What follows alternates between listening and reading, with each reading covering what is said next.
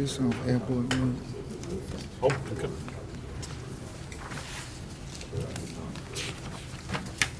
Good morning. Morning. Go ahead and call this meeting to order. Before we get started, let me read through our role as a board and kind of the order of the meeting today.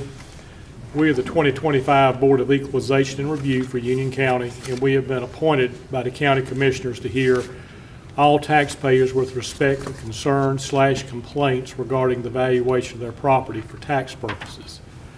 Property owners appearing before the Board of Equalization and Review have a right to a fair and equitable hearing. The Board of Equalization and Review has been charged with ensuring that the proper legal principles have been applied in the valuation dispute for tax purposes. So the format of the meeting, before we get started, each party will come to the podium there with the mic. The county will come up first and just locate the property on the monitor. They'll have a seat, and then we'll have you come up, present your information to the board. We ask that you hold each one to about 10 minutes or less.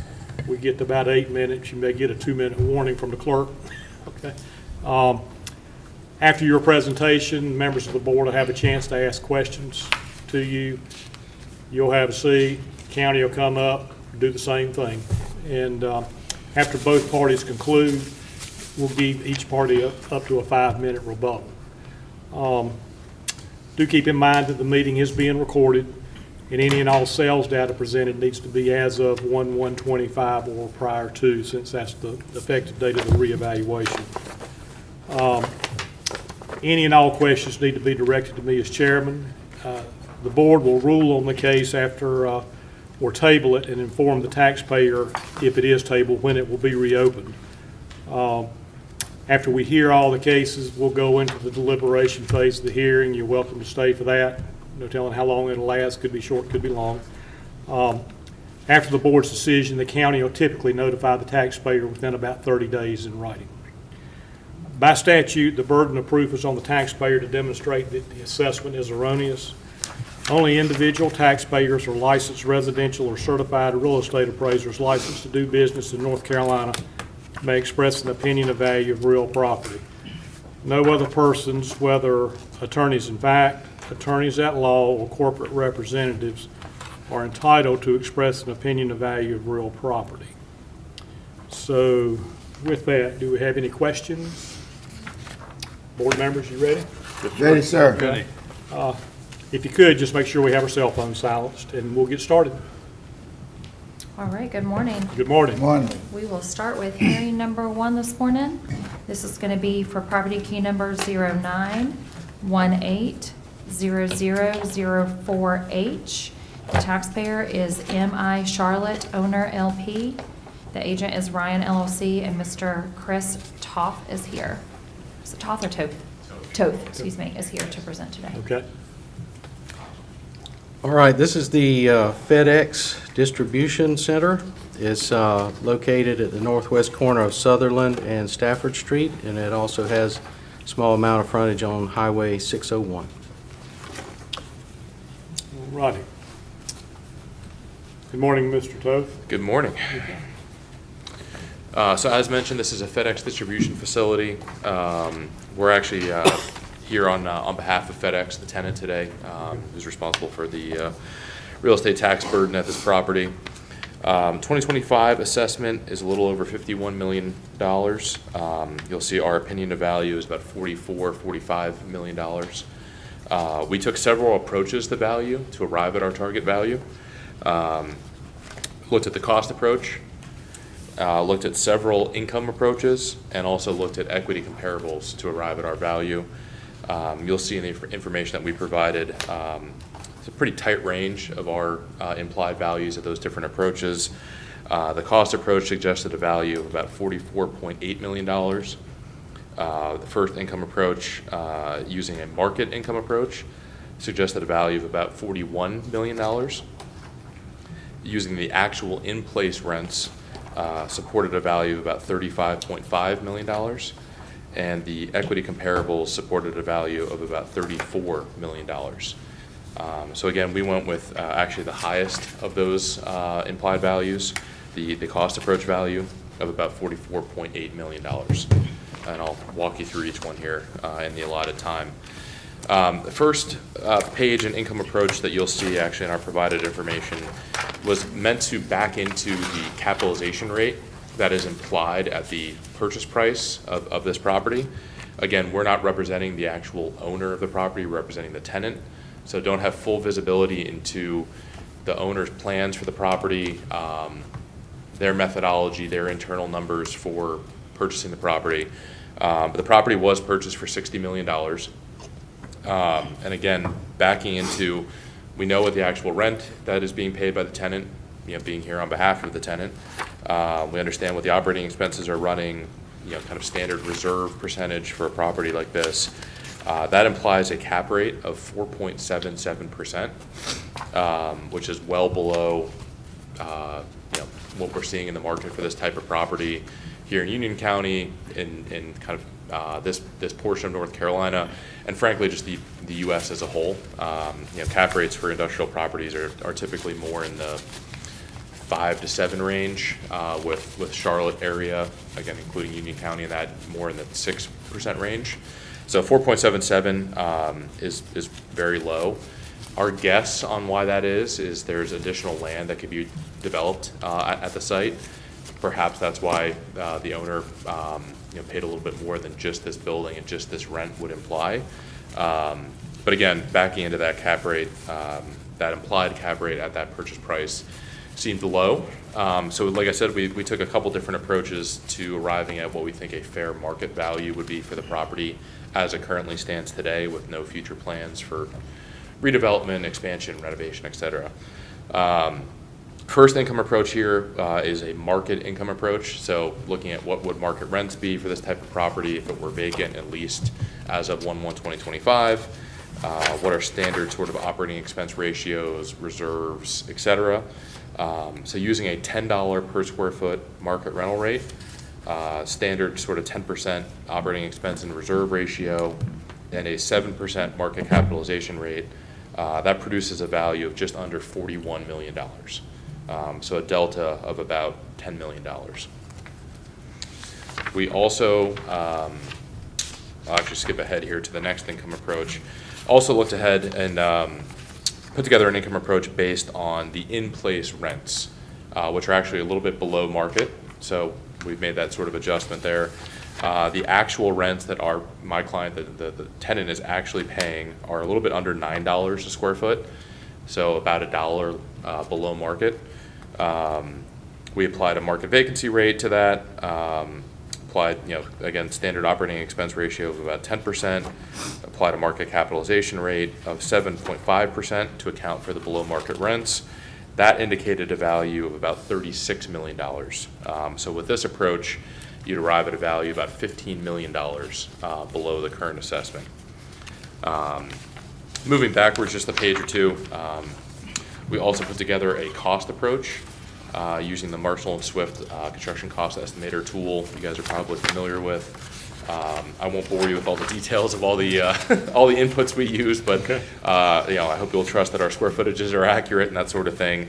And using that approach with a slight bit of depreciation given the age of the property, we arrive at brand new. The building would be about $45 million if constructed as of 1/1/2025, and with, again, very, very slight depreciation given how new the property is, it would come in at just below $45 million, 44.78 to be exact. So again, about a delta of about $10 to $11 million from the current assessment. Actually, excuse me, a little bit more than that, about $15 million from the current assessment.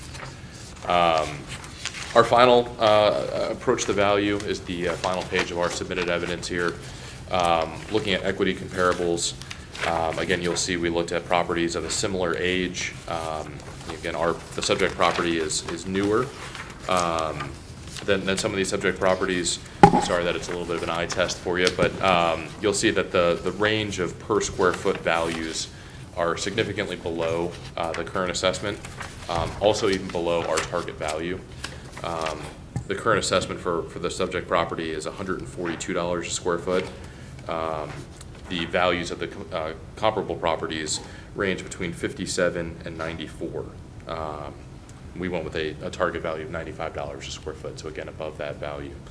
And I would just, in summary, kind of take you back to, we took multiple approaches: a cost approach, a market income approach, an actual income approach, as well as looking at equity comparables. And all of those approaches result in a value, somewhere between $10 to $15 million below the current assessment. $5 to $10 million below the current assessment. That range of $34 to $44 million, depending on which approach you look at. So given that pretty wide delta between these implied values and the current assessment, we felt that a reduction may be in order. Thank you. All right. Let me see if members of the board have any questions Oh, sure. before you Yes. have a seat. Please. Mr. Benson? You seem to have done your homework, but you did make us squint on that last Yes. page. I apologize for that. I'm not saying that will have an effect on you. I or not, appreciate that, yeah. But you seem to have done your homework. We often say, our chairman often says that we love when folks bring charts and graphs. But there's a great disparity between what you came up with and what the county came up with. How That's do you right. how do you explain that? I mean, this is huge dollars difference. Again, unfortunately, we don't have visibility into what the owner of this property plans for the property. Sometimes, as we know, that can influence a purchase price. You buy a home, if you plan to keep it as is, maybe it's worth one number. If you plan to renovate it or expand it or put a second unit on the back of the property, maybe it's worth a little bit more to you. I'm not saying that that's the case. Again, we don't have visibility into that, but perhaps that's the case. All we have visibility into and all we're aware of is what is the tenant, what is our client paying in rent, what are kind of market capitalization rates for this type of property, and then what are other properties either assessed for or trading for, and what would this property cost to rebuild if you were to rebuild it as of 1/1/2025. So that was the approach we took, was just start from scratch. What would it sell for? What would it cost to rebuild? And those approaches resulted in a lower value. Thank you. Thank you for sharing that. Yeah, thank That's you. it for me, Mr. Okay. Chairman. Mr. O'Keefe? No, I'm good, thanks. Good information. I want to hear what the county has to say. Mr. Ashcraft? Yes, I have a question. Sure. You say the property was bought in '22 for $60 million? Is that what you had written down here? I believe that's right. The $60 Okay. million number is correct. I'd have to double check the exact date of the sale. Okay, and then you refer to that you're not the landowner or property owner and you're just working for your tenant. That's right. I assume the tenant has a triple net lease or whatever and they have to pay the taxes. Is that correct? That's right. And that's why you're here, is to try to lower the value of the land so that the taxes will be lower, because it's really dollars. That's right. That's Yeah, they're it's a involved pass-through. That's with your right. job. My question is this: in '24, the tax value was $38,608,000, That sounds right. Yep. and I believe, if I'm not mistaken, they paid about $227,820, I think. And I only bring that up because the taxes on it this year, being that we had an overall countywide thing, Yep. that their taxes are less than it was last year. That, You know what I'm saying? With, Like, with if a you get tax your rate rollback and all Yeah, that. you're going, man, I don't have to pay as much as I did last year. But the value of 44,000, that cost approach, or your figure you're coming up with now, 44.8, I just don't understand how that could be so strong when the building was bought for $60 million in 2022. Yeah. Don't you think you thought values went down that much, or is it? And I understand about what you said earlier, the fact that, you don't know what somebody's gonna do with the property, Yeah. blah, blah. I think it's a combination of the two. Again, I can't speak to why the owner bought it at that price. Right. We can only back into what implied cap rate, or what cap rate does that price imply based on the rent Yep. that's being paid. And I don't know what their plans are, so, you know, I don't want to speak for them. But I when will you- say that between 2022 and today, or 1/1/2025, the whole real estate market has suffered. Sure. I'm sure you guys have heard that before. Yep. And industrial specifically, the industrial market has suffered. Vacancy is up. Rental rates haven't really gone down, but they have plateaued. They were growing pretty quickly there for a number of years. So I think if they were to buy it again, regardless of their plans, if they were to, you know, look at this as a new property, new acquisition, you know, year end of 2024, I do think the price would be lower than what they paid. How much lower? You know, again, I don't know their exact plan, so hard to argue on their behalf, but Can I I ask- do think it's fair to say it would be lower. Okay.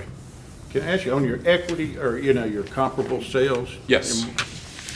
And I do have a magnifying glass, that's why I can ask a question. I should have brought some, I'm If you sorry. look, and I'm looking the best I can, but anyway, the corporate center drive, the last one, 4515A, Corporate Center Drive, yep.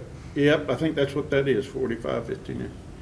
It's sold in, or what's YOG I believe that's year of completion, 2017. completion? So that's when that was completed, That's right, in 2017? that's right. So you're just saying, you're just picking buildings that were completed during that time frame? Similar vintage buildings, you know, similar location, similar building quality, similar size, trying to find, Okay, you're doing that, okay. Yes. I thought it was like it sold or something. no. Then I would- apologize. Yeah, I would That's- certainly say if it sold in 2017, that, you know, that Yeah, information's that would probably be my fault, long but- outdated, that's right. Okay, that changes it for me on that part. You also made a comment about the building being built today.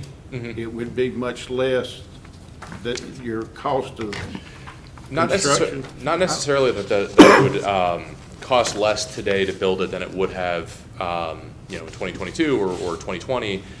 Just that when taking a fresh look at what would this building cost, you know, replacement value, right? What would this building cost to construct? Tiny little bit of depreciation. Again, it's you know, only several years old, right? So you're not going to depreciate it much over 2 or 3 years. Okay. The numbers we had were 44 to $45 million. All right, I don't have any more questions. Yeah, and just to clarify a couple items. Sure. On your income approach, you're landed on what cap rate? So for the market income approach, that would be the first one we did, at the $10 a square foot rental rate number. Right. We used a 7% cap rate. Okay, Again, the implied cap rate on the transaction was 4.77, which Right. we thought was just an outlier. right. Okay. Right. And to me, that's kind of what we get into, and I think you may agree. I mean, part of this is going to be where the county's landing on their cap rate versus Sure. you, okay? Yep. And then just to make sure I understand the transaction, there was a third party that bought the property, built the property, and then sold it to MI Charlotte, who then leased it to FedEx. I believe, yeah, not exactly, I don't have the whole history of the cadence of that, but it is correct that the owner of the property is not our client. So Right. like I said, I don't have visibility into their numbers when they were looking at buying the property, their future plans, any of Right. that. Just know, you know, we know what FedEx is paying in rent, we know what the operating expenses are running, that sort of thing. Yeah, I was just trying to figure out if there was some kind of relationship between the original property owner and, I don't We know. know. Yeah, I Okay. can't speak to that. okay. All right, board have any other questions for the? I'm good, Mr. Chairman. Okay. Thank Mr. you. Toth, if you would have a seat, and we'll have the county present its information, then we'll give you, at the conclusion, up to a 5-minute rebuttal on each one. Thank you. Good morning, everyone. Good morning. Morning. All right, I'm going to begin by just describing the type of property that we have, and then we'll get into each approach. It's a FedEx distribution center. It's almost 8 acres under roof, 341,610 square feet. Also has a 3,700 square foot service garage on site. Has almost 3/4 of a mile of fence on it. It has 23.71 acres of paving. And it sits on 78.43 acres. Say that last number again? 78.43 acres is the land that it sits on. Thank you, sir. The building was built in 2022, and it indeed sold in 2023 for $60 million. And let's start with the cost approach. If you go to that handout, that's the most recent information that the appellant, Okay, it's a little sidebar here that we provided, that little Yeah. additional package. Okay. If you go about 5 or 6 sheets in, you'll see CoreLogic Swift Estimator Summary Report. And so what we did is we tried to look at this information as fairly as we could. But one of the things that we found was incorrect on the cost approach is under about the third category down, occupancy details. Has the distribution warehouse, the height of the building is 24 feet. This is a 35-foot building. So what I did was I went in and changed it in our system between a 24-foot and a 35-foot building. The difference is $7.5 million on a building this size and quality. So there's where the cost approach, we can't go with the appellant's cost approach because of that one fact right there. That's a big one. So the next page is where they add it in. So if you go back in and add that number in, you also look at the land, how much the land, they got the land valued, their land value is $3,225,000. But this land sold right before the construction for $4.8 million in '22. So that land value is less than what it sold for in '22. And we currently have the land, it sold for $4.8 million. We got the land in '22, we got the land at $5.7 million. $5,734,900. So between those two things, you come right back up, the cost approach will bring you right back actually higher than what we have on it at $51 million, if you make those corrections. So that was the first thing that we reviewed. The next page, it says land value conclusion. I was talking about the equity, comparing our site to the Windsor window site. The difference in that is that about 25 and a half acres, it's I think it's 82 acres. 25 of those acres have topo or flood on them. So yes, it's going to be valued a lot less than you had the 45% off. For about a fifth of that site has issues. So yes, we're not going to be the same value. This site doesn't have any type of topo or flood on it. So that is the reason for that. So we discounted that portion of it. We also looked at sales. And in your main packet, What page? you would turn to page 29. That's just the beginning, that's the map. And for a facility this size and what the type of property it is, we had to use regional sales in, looks like all the way down even to Georgia. But of those sales, our subject was one of them. It is on page 32, and it shows that it sold for $60,160,901.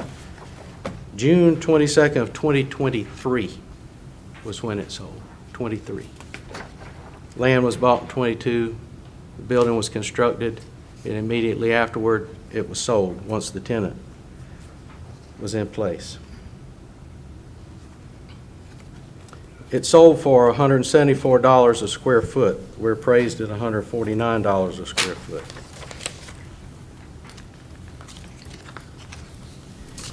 Now, if you go to page 35, we actually found another That is in the packet that we did, but this one is, I just went ahead and printed the full information on it. That is another FedEx facility that's in Durham. It's sold in 2021 for $50.5 million, and it's a good bit smaller than us. It's 236,000 square feet. We're 341,000.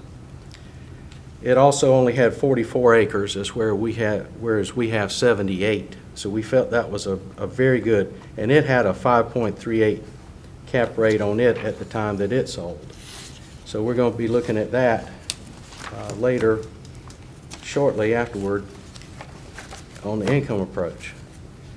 So if you turn to page 38 now, these are the analytics of the sales that we found. We tried to use warehouse distribution centers, and of the ones that we found, the typical was $45 million for 293,000 square feet. We're at 341,000 square feet, $153 a square foot. We're at 149 and some change.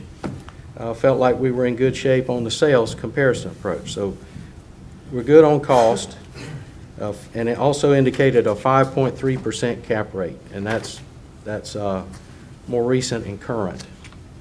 So we felt like we were good on the sales comparison approach.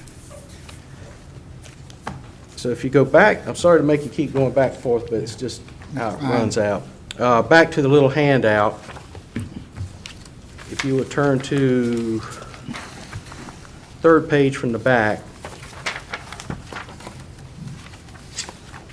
That's the pro forma income. Because we know, it's indicated in the packet, that we know exactly what the rent is on it. And this is a triple net lease, to whereas the owner doesn't pay for taxes, insurance, or repairs. They basically pay almost nothing. The tenant pays. The owner does not pay. So at the time of purchase, when you say a 4.88 is implied, well, the thing is this is not your average bear. This is a FedEx facility. This is what is called tenant quality.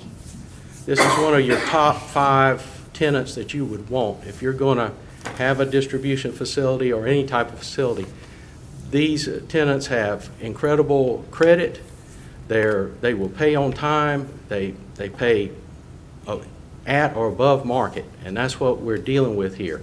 This is it's got everything that you would ever want if you were an investor, and that's why it sells at a premium. So this property would be worth a premium from a tenant standpoint if you're looking at income. All right, so that's why it would sell at $60 million. Let's say you didn't have one in there. So what would the difference be? Would it be $51 million? Could very well be. So we feel like we're good with that. And as far as using a 7.5% cap rate, we don't have 7.5% on any of the information that we have, that we've pulled, that we've researched CoStar. We came up with 5.3% on our sales, and we're good with that. Even though it sold for 4.88, we'll give them benefit of the doubt. Let's go up to 5.3. That puts us right back at the 51 that we're at now. So in every regard, we've got this. And as far as the equity comps, you compare Windsor Windows. Windsor Windows is a much larger facility. It's going to be less dollar per square foot. You compare the stuff over at the airport, incredibly smaller sites. We're a much larger site than anything over at the airport. So yeah, it's going to be a difference. And also, the Bonner warehouse that was an equity comp, it's just a warehouse. It's not a distribution center. So you've got to go apples with apples if you're going to do equity. We don't have apples to apples in this county. This is the top facility that we have, the best distribution center. The only thing that would even come close would be the Harris Teeter, and it's much, much older. So you really couldn't compare it. This is the finest Union County has to offer as far as warehouse distribution centers. So that's kind of in a nutshell. Has anybody got questions on this? Or? Let me see, Mr. Hunter. Mr. Ashcraft, do you have questions? No, for sir, Mr. good Hunter? information. Yeah. Mr. Bench? So you answered my question, the differential in the amount. I see where you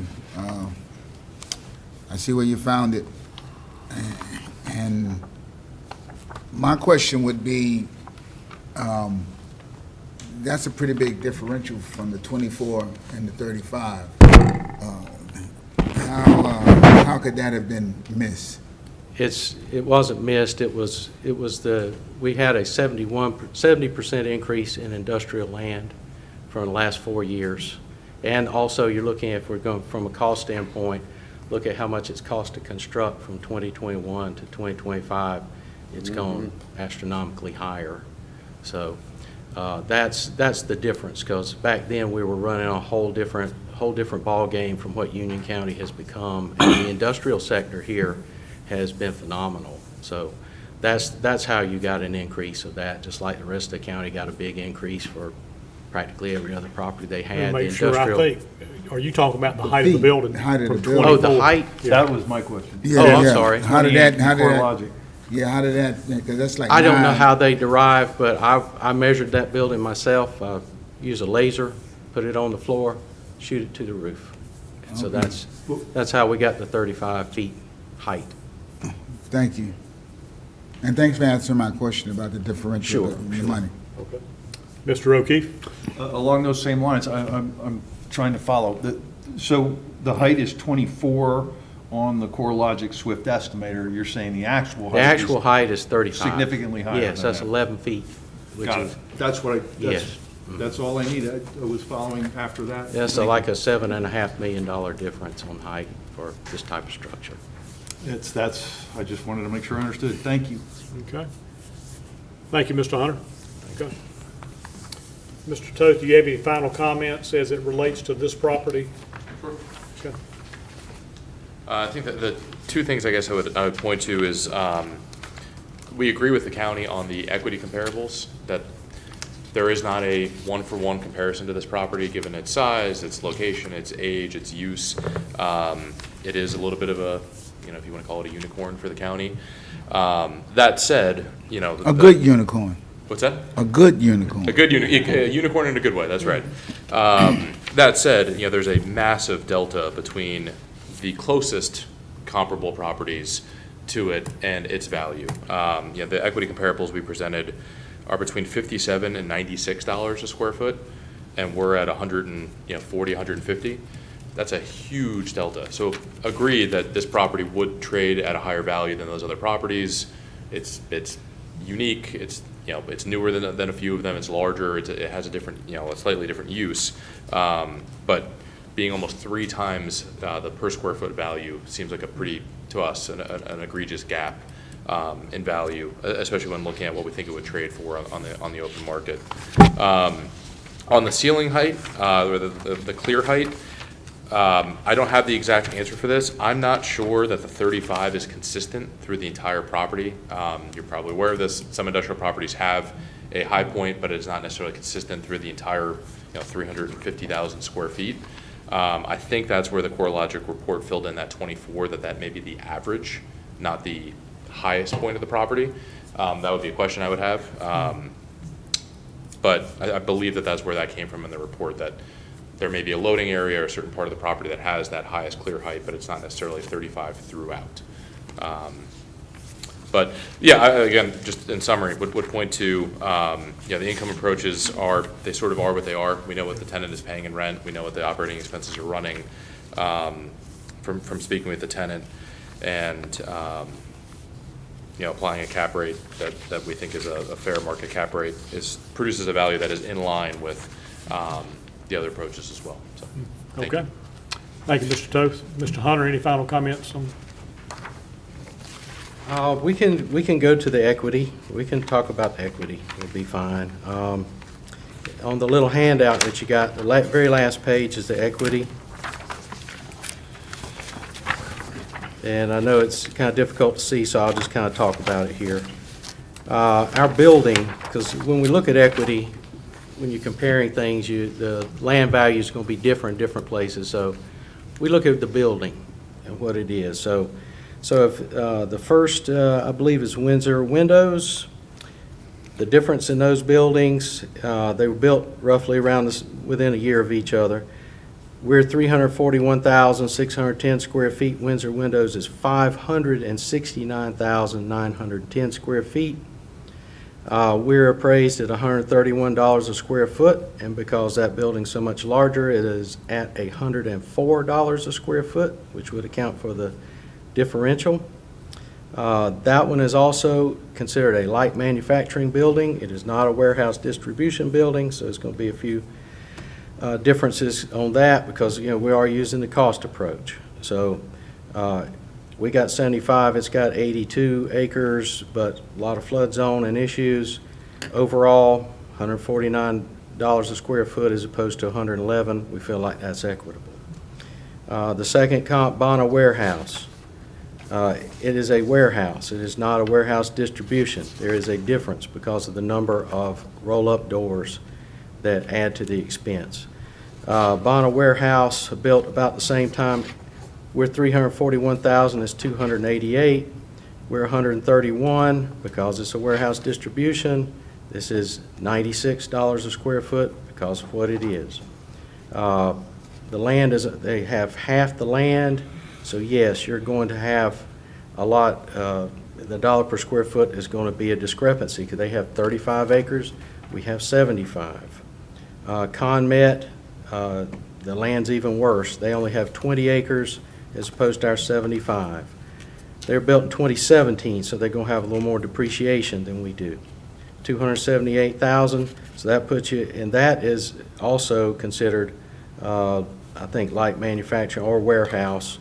Is not a distribution center, so we can't really, it's not, like I say, not really apples to apples, but I just wanted to talk to that as to why you'd see some of those differences. A lot of it's in the land, some of it's going to be in the type of structure that it is. So that's the only thing I had to add. Okay, thank you, Mr. Hunter. Hold on just a second, we've got a question here.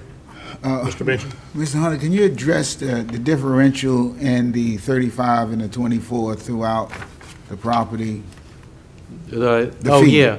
Yeah, what we do is we generally take an average because a lot of buildings are a little bit higher on one to allow water runoff, so it might be 1 or 2 feet drop depending on how big the building is. So we measured in multiple different areas, and the 34 or 35 height that we got would be the average of there. As far as I'm concerned, I don't think there's any portion of that building that's 24 feet high. Okay. That No significant drop. I never, Okay. I've measured different corners, and I never got a 24. Okay. So that information is just incorrect. What's the lowest you got, if you can remember? Probably, I think 32 maybe, 32? 32 to Okay. 36 maybe, 30, it depended. I can't recall. That was several years ago. I've measured a lot of buildings since then. Yeah, I happen to have drove by that building, and so I didn't necessarily see a lot of that in the building. Okay, All right, thank you, Mr. Hunter. thank you, sir. Thank you, Okay. Mr. Chairman. Yes, sir. Okay, that'll take us to hearing number 2. This is for property key number 09298365. The taxpayer is 1955 Monroe Stoley LLC.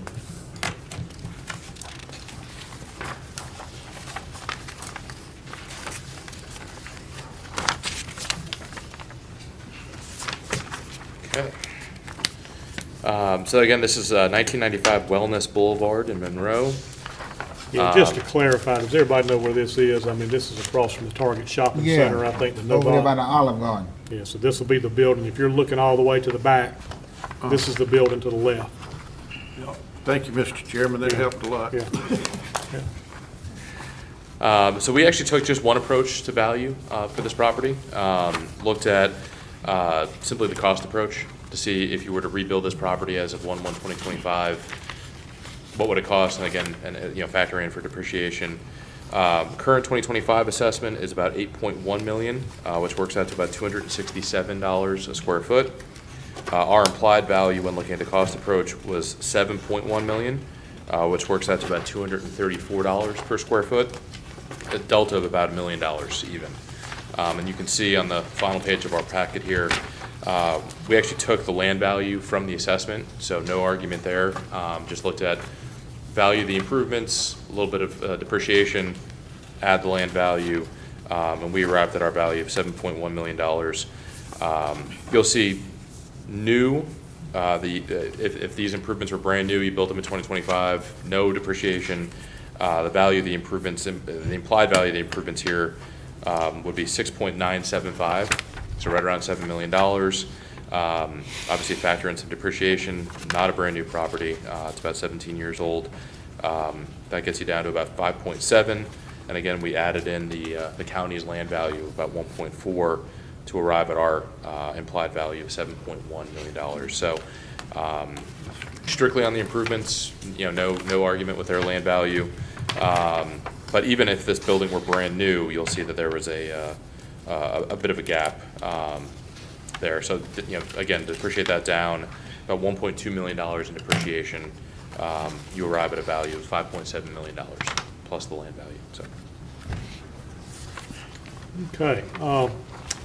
Questions for Mr. Toth, Mr. Ashcraft? Yeah, you used the cost approach, and again, you said that the cost would be cheaper now to build this building than it was in '21? No, so I don't know what. we're not assuming that construction costs are lower, as the county said. Yeah. That they're higher today. It's more just looking at, you have to factor in depreciation of, we're looking at 1/1/2025, if you were to rebuild a 17-year-old building, what would the value of those improvements be, just on the improvement value? So again, we sort of put the land value aside and focused then just on the actual improvements themselves. If you built it brand new, the improvements would be 6.975. But again, this is not a new building, so when factoring depreciation, that gets you down to that $5.7 million for the improvements. Add $1.4 million in land value, and that gets you to the 7.1 and change Okay. implied value. And again, you're working for the tenant, and it's a triple net lease? Our client, Or is the client the owner? the client is Catalyst Healthcare, so that is the tenant. That's right. Okay, and that's who you're working for? That's right. Okay. Yeah, the recorded owner, as mentioned, was the 1995 Monroe Stolley LLC. We're working on behalf of Catalyst Healthcare. And you know that the taxes are lower than last year? Again, we look at these as just what's the value. I just had to ask. Sure, yeah. Since it's not the same as the other one. Sure, yep. I'm good. Thank you. Mr. O'Keefe, I'm good, thanks. I'll wait for the county. Mr. Benson? I think I'm good, Mr. Chairman. Yeah. Mr. Toth, I mean, the building has multiple tenants in it, right? That's right. Yeah, and from just, still kind of get into these non-owner occupied buildings with the income approach, but were financial statements and all furnished to the county to support the data for the income approach? Or I'm trying to, I see pro forma here, and I didn't.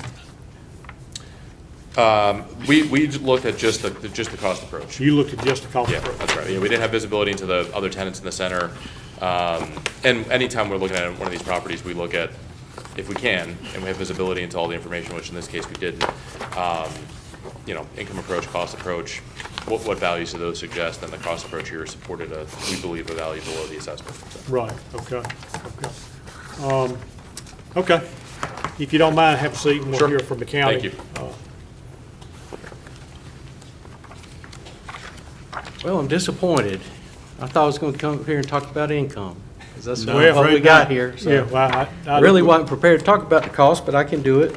That's kind of where I was coming from. Yeah, I was wanting to hear what you were going to say. the only thing, But that's okay, Joe. Don't feel like you yeah.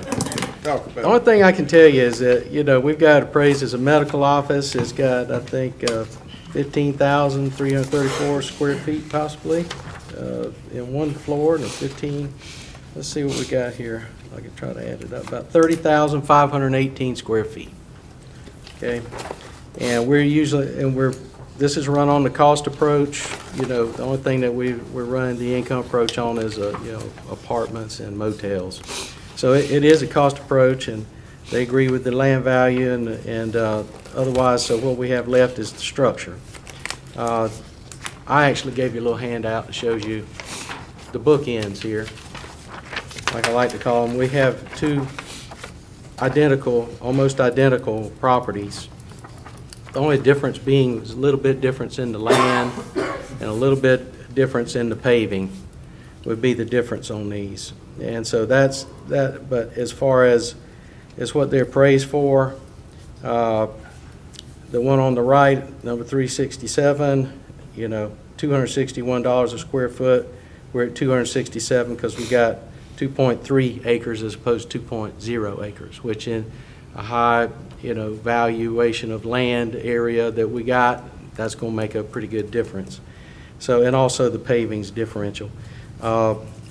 We have applied just identical to actually all three of these. I think the middle one, we might have a little bit higher rate on it just because it's got a little bit more, a little bit higher quality than what the other two are. They're close, but yeah, that's what I can tell you is we've applied just like we do all the other ones. It's coming up. We use Marshall and Swift. I don't know if there would be any difference in the wall heights. I don't have anything to go on, so this is just typical stuff. And aside from the fact that, we also look at the sale price of these, whereas this property here in 2018 sold for $7,246,000.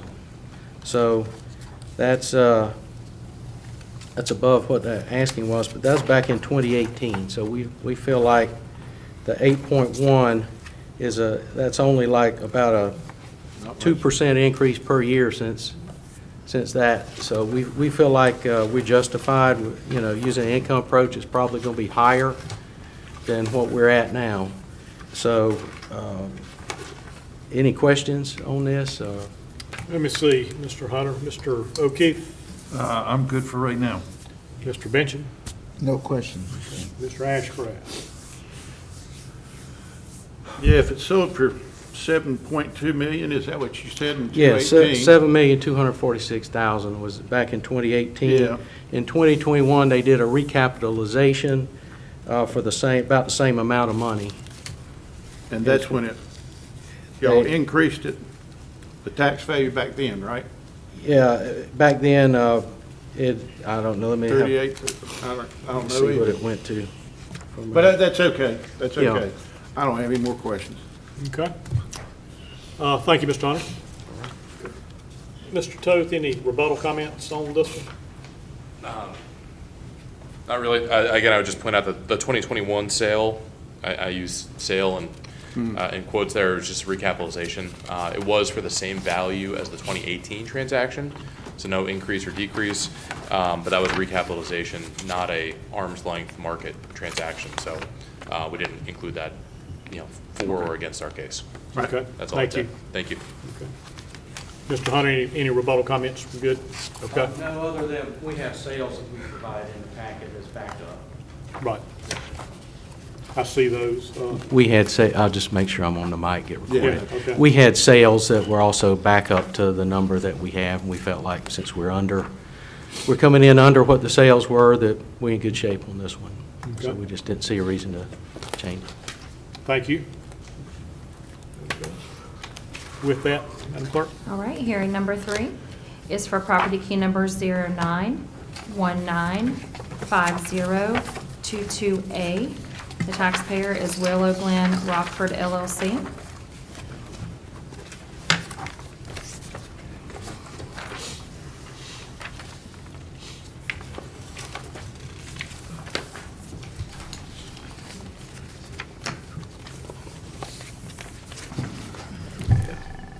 There they go.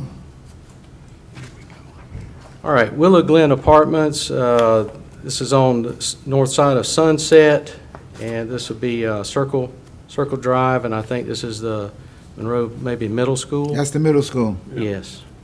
It's right across from Village Square, that y'all heard a couple of weeks ago, so I think you should be acquainted with the location. Everybody good with it? I Yeah. am, good, Okay. board? Oh, yeah, definitely. Okay. All right, as mentioned, multifamily property located at 875 Sunset Drive, 121 units, and the occupancy as of 1/1/2025 was right around 90%. 2025 county value is 17.1 million, which works out to about 141,000, per unit. We took really one main approach, sort of supplemented by a purchase price. We looked at the actual year-end 2024 income, expenses, et cetera, applied a market capitalization rate to arrive at our implied value. Our implied value is $9.3 million. That's also further supplemented, like I said, by the property was acquired in 2020 for $12 million in an arm's length market transaction. If you turn to the first page there, you'll see our income approach. Again, this is pulling directly from year-end 2024 financials and rent rolls and all that. So we used actual income to arrive at an effective gross income of about $1.5 million. Actual expenses were about $600,000. Or excuse me, about $900,000, excuse me, leading to an NOI of about $600,000. Yeah, let me make sure I'm we're. trying to get to the page Yeah. and stuff. Oh, I apologize. Is it in the book? Might need a little Oh, help you here on should what, look, yeah, sorry, I'm holding up just for reference there. wait a minute, that might be this right I here. just don't know what page. So we got an extra page somewhere? We got one, we got two, Helen documentation.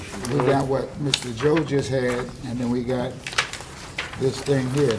Yeah, Variant 3, I don't I know. can't get my hands on the income approach. The very back of your packet, I think. Oh, the very back of, Under oh, in section additional- 3. Yeah, because this is an update, it's an updated. Oh, that- What page it we- start on, that we 100 or put something? in. Let's see. To about page number. At the very top, it should say. 85. There you 85, that's a number. Let me work on that. Here we go. And at the top, it'll say Willow There you Glen go. Now it actual makes income and expense analysis. Okay. Got it. Might Additional want to appellate- start over on this piece here. if you Sure, don't mind. of course. Okay. So again, these numbers were pulled directly from year-end financial statements, year-end 2024 financial statements and rent rolls. As mentioned, this property as of 1/1/2025 was running occupancy of about 90%. Again, pulling actual rents, total effective gross income was about $1.5 million. Total operating expenses were about $900,000, leaving with an NOI of about $600,000 after taxes, or before taxes, excuse me. We applied a market capitalization rate of 6%, loaded with the tax rate, to arrive at our implied value of about $9 million and change.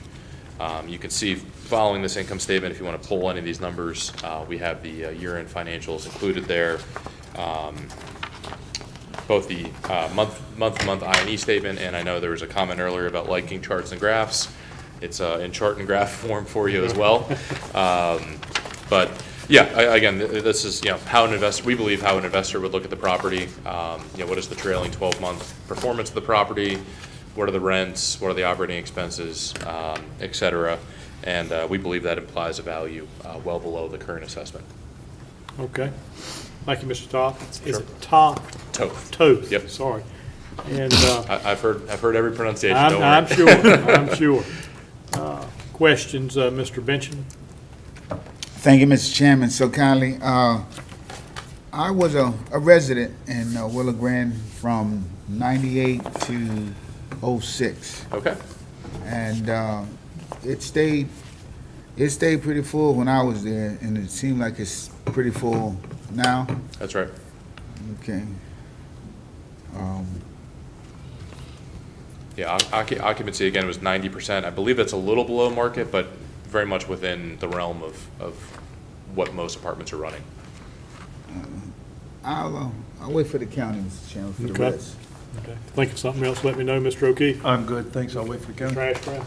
Yeah, you said and I probably heard you wrong again, but did you say the property sold? It did. It sold And for 12 million? $12 million, that's right. And when did it sell? 218? I don't know when you said it. In 2020, 2020? yes. Yep. That is. And it sold for, or whatever, $12 million? That's right. Okay. I don't have, perhaps the county has, I don't have the exact sales price. It might actually be 12 million even, but it was right around $12 million. That's right. All right, and you're basing your 9 million, is that what you have a value for this property? About 9.4, yep. Okay. And that's based on in-place Oh. actual income and expenses. That's right. Okay, so you're using the cost, what's it called? Income. Income approach. Income approach. That's right. Nine- Actual income, yep. 9,400,000. That's right. All right, Okay. I'm good. All right. Thank you, Mr. Toth. Thank you. We're now hear from the county. All right, put your thinking caps on this one. Okay. Okay? This one's a little bit difficult. With the other two probably be a little easier. All right. It's Willow Glen Apartments, built in 1980. We have down 120. The appellant said 121, but we won't add for the additional on that. We keep it. It has a clubhouse, pool, laundry facility, and volleyball, the amenities in it. We use the income approach on this. We looked at several different angles. We also backed it up, looked at sales that we had. We also looked at the prior ruling that y'all had on the Village Square. We looked at that. And we just didn't feel comfortable lowering the value. We looked at the income approach, and we also didn't feel like it was reliable. The income that was provided had like a duplicative $74,000 expense, identical for two different items. Had a truck expense we couldn't find. We checked all of our personal property records, and we checked DMV under all the company names that own this, and we couldn't find a truck anywhere. So not say that they don't own a truck, but we just couldn't find a record of it. So we weren't exactly sure that the information that was provided was as reliable as we normally like to see. So we did not make an adjustment on this based on the income. I gave you a little handout that has kind of a breakdown of what we have. And what we have is a value of $141,374 per unit at 17.1 million. If you take their income and run it with our cap rate, which we bought our cap rates from TREP, we've double checked everything. We feel like our cap rates are good at 5.5%. It comes out 11 million.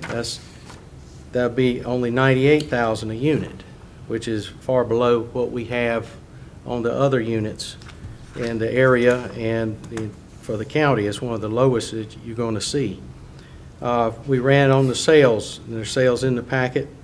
And if you base it on that, it says it ought to be right in line with what we have on our income, $17,466,100. And I talked about Village Square, which y'all ruled on a couple of weeks ago. Village Square is built about the same time. They have 90 units, and the ruling was for $166,666 a unit, $15 million. Okay? We are 17.1 million, we're 120 units. So if you break that down, that's only 142,552 a unit. So we are a good bit below the income, this income that we, like I said, it's not the kind of income that we normally see. Now, I can't, it's not certified, I can't speak to it, I just don't have a good feel for it, and we're going to rely on the wisdom of the board to come up with any kind of reduction if it's deemed necessary. But I was just looking at the last ruling, and we know that Village Square is very similar development or apartments to this property. it probably might be in a little bit better condition. So that would also account for maybe, $20,000, at least $20,000 a unit difference.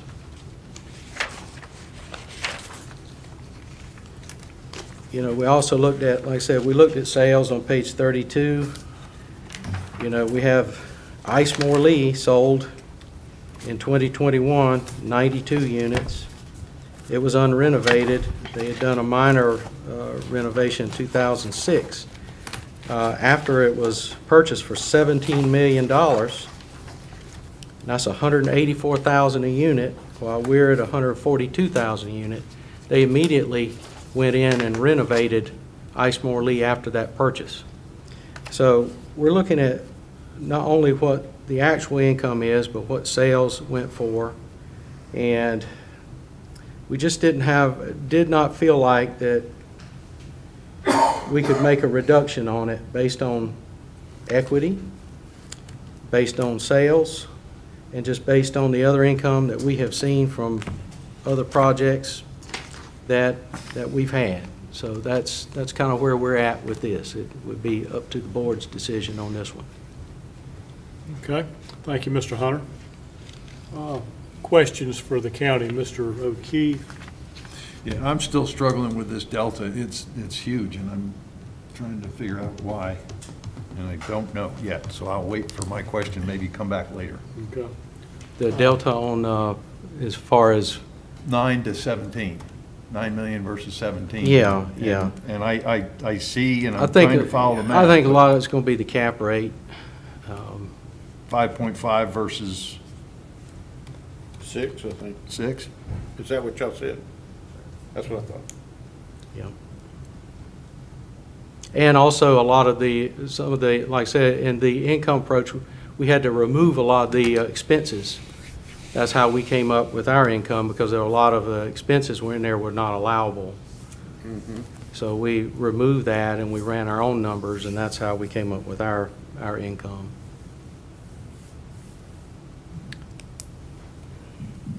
Good. Okay, thanks. I'll listen. Mr. Benson? Yeah, that 8.8106300 is a big gulf.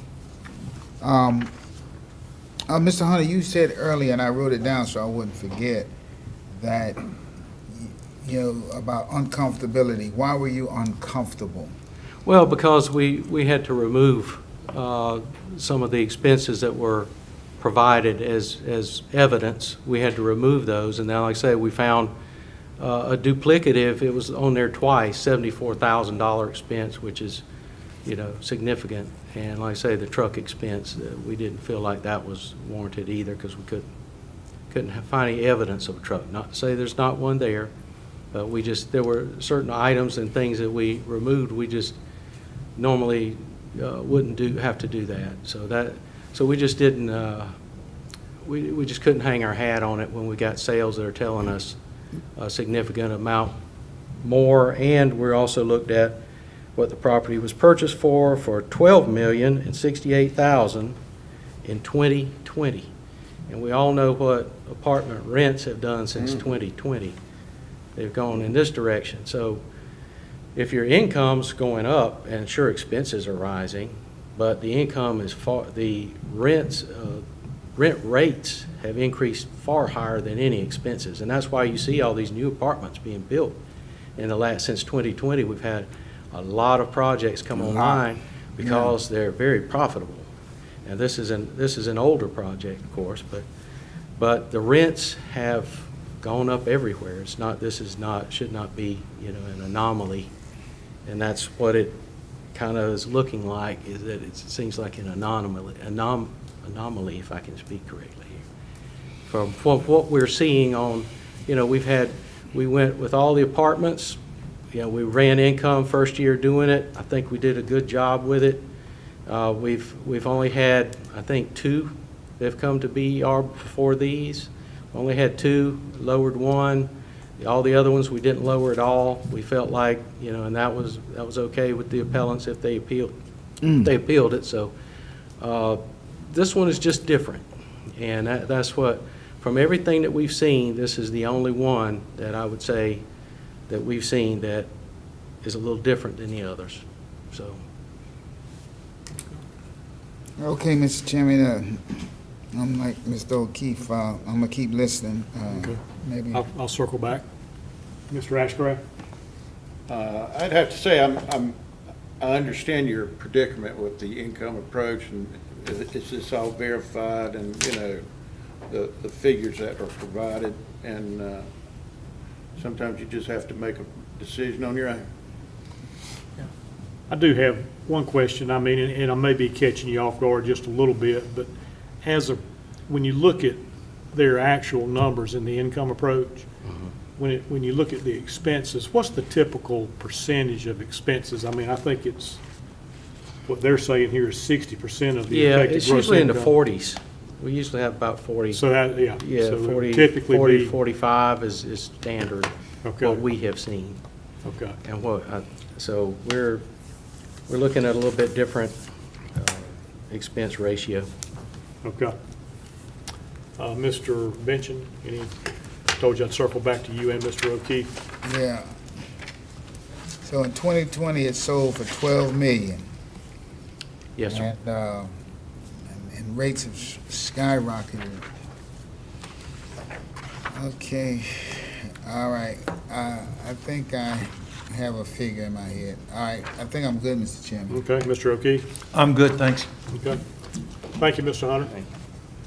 Mr. Toth, any rebuttal comments on this one? Yes.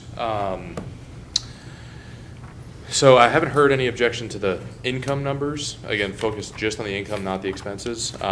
We received this information just to kind of at a high level. We received this information directly from the client.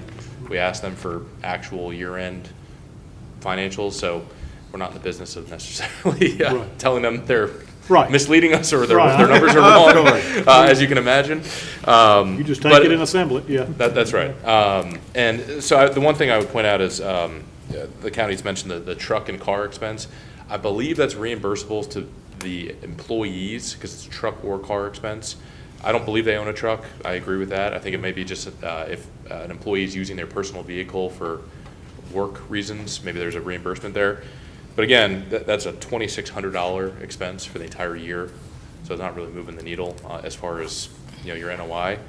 I was just doing some quick math there as the county was presenting on, if you take our income numbers and apply just the county's standard operating expense ratio, which I believe was the question asked of where does that usually fall? Maybe these expenses are running higher than typical or than market. I believe the number was 40%. If you apply a 40% operating expense ratio to the actual income here, you'd arrive at an NOI of about $894,000 compared to the 600,000 and change.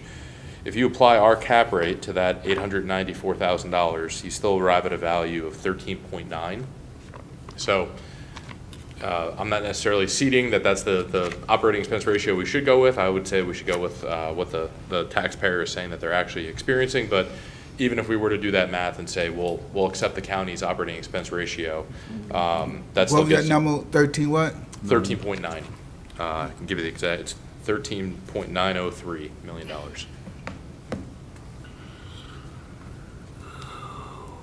Okay. Thank you, Mr. Toth. Thank you. Okay. Yep. Any rebuttal comments from the county? Yeah, the 13 million's using their cap rate. If you use our cap rate, that'll put us at 16,254,000 using that expense ratio. You said 16? what? 16,254,000, which is rounded off. And that's the cap rate of 5.5, Yes. and he uses 6. All right. Okay. Okay. Thank you, Mr. Hunter. Okay. Madam Clerk? Hearing number 4 is for property key number 09264027. The taxpayer is Chase Rockford LLC.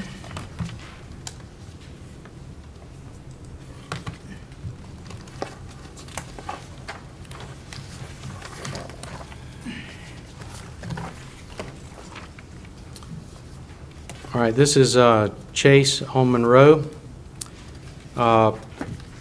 This is right here, this is Monroe Mall. And we have Dickerson Boulevard, and this is Commerce Drive. It has access to both Commerce and to Dickerson. And That's what the we're credit doing union. for this one is, you see the two properties here? Right. Because they cover the two properties, we only have the value since we're doing income, and we can't separate it out because the other property has the pool and the clubhouse and everything. What we do in these cases, we have several like this, we put the value only on one parcel. So what you're seeing is actually the value of both parcels using the income approach, one piece. Okay. One piece. All right. Okay, thank you, Mr. Hunter. Okay, Mr. Toth. So as mentioned, this is a multifamily property located at 2163 Commerce Drive, built in 1988, 216 units, currently assessed for about almost $37 million, which works out to about $170,000 per unit. We took, again, similar to last case, took two approaches to value. First and most important was the income approach, looking at actual income and expenses, apply a market capitalization rate for an implied value. That approach is further supported by this property trading in 2020 for $26.2 million in a market arm's length transaction. The implied value using the What was that income. amount again, please? The value? It was, The amount, 2020, you said it sold? it sold in 2020 for 26.2. That's what I needed here. All right, thank you. And that actually works out, our income approach implied value was 26.19, so call it 26.2 as well. So both of those approaches sort of supported the same value there. Again, similar to the last case, we looked at actual year-end 2024 income and expense information to feed into our income analysis. Just for reference, occupancy as of 1/1/2025 was 91.5%. So again, right around that 9 or 10% vacancy rate. Won't bore you with all the numbers, but operating expense ratio for the actual operating expenses here, 44%. That got us to an NOI of about $1.685 million. Again, used our market capitalization rate of 6%, loaded with a tax rate to arrive at our implied value of 26.2. And these are, again, actual year-end 2024 numbers. Okay. Questions for Mr. Toth, Mr. Ashcraft? So what's the actual value that you're picking from all these choices here? Both approaches, the sale from 2020, obviously there's been some time passed, so wanted to back that up with the income approach, but both supported a value of 26.2. And that works out to So about, since 2020, it sold for $26 million, that's right. and in the last 5 years, nothing increased in value, the same old, same old? Well, rents fluctuate obviously, but as do cap rates. So depending on, a point in time, maybe your rents are higher than they were, but your cap rates. I just have a Also hard higher. time accepting that. That's the reason why I brought Sure. it to your attention. I mean, Yep. I'm going to say and take a wild guess, and my personal opinion is I think rents probably have gone up from 2020 to 2024. I think on the whole, they have, and this is an older property again, Yeah. 1988 vintage. I don't believe there's been any major renovations done over the, that 3 or 4 year period there. Since the sale, that would, justify a big rent increase. I think at a certain point, you do hit a point where building gets older, if it's not modernized, if there's not major renovations done, eventually maybe rents do start to go down. But again, we're looking at actual rental income, actual expenses, and applying a cap rate to arrive at our value. And these values that you're getting, or, income and all that, Yes, they own the property, right? that's right. Okay, and Yep. they're renting it out? They are. Like you said with the other? That's right. And, just to avoid any disparity there, the operating expense ratio per our client on this is 44%, so in line with the county's quoted 40%. So hopefully no disparities there on. So what it the just hasn't applicants- gone up in value That's that's. in the right. last 5 years, I think based on these numbers? I would say if we're looking at points in time, right? So it sold in 2020 for a value. I think maybe there's a time between 2020 and 2025 where maybe it would have sold for more than the 26.2, based on where cap rates are at, based on where rents are at.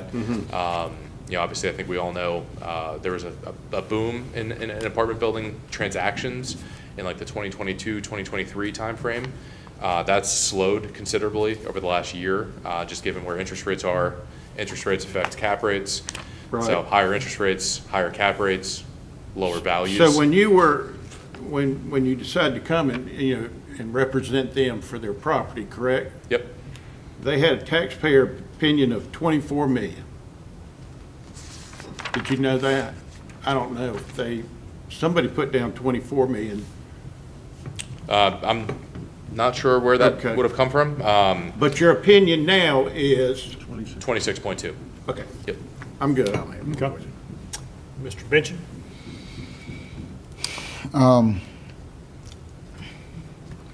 I think he finally landed at the number that he was looking at, 26.2. Okay. Did I have that correct? That's right. Yep. And you're gonna stay right there? That's right. Okay, 10-4, Mr. Chairman. Okay. Mr. O'Keefe? I'm good, thanks. Okay. All right, thank you, Mr. Toth. Thank you. We'll hear from the county on this one now.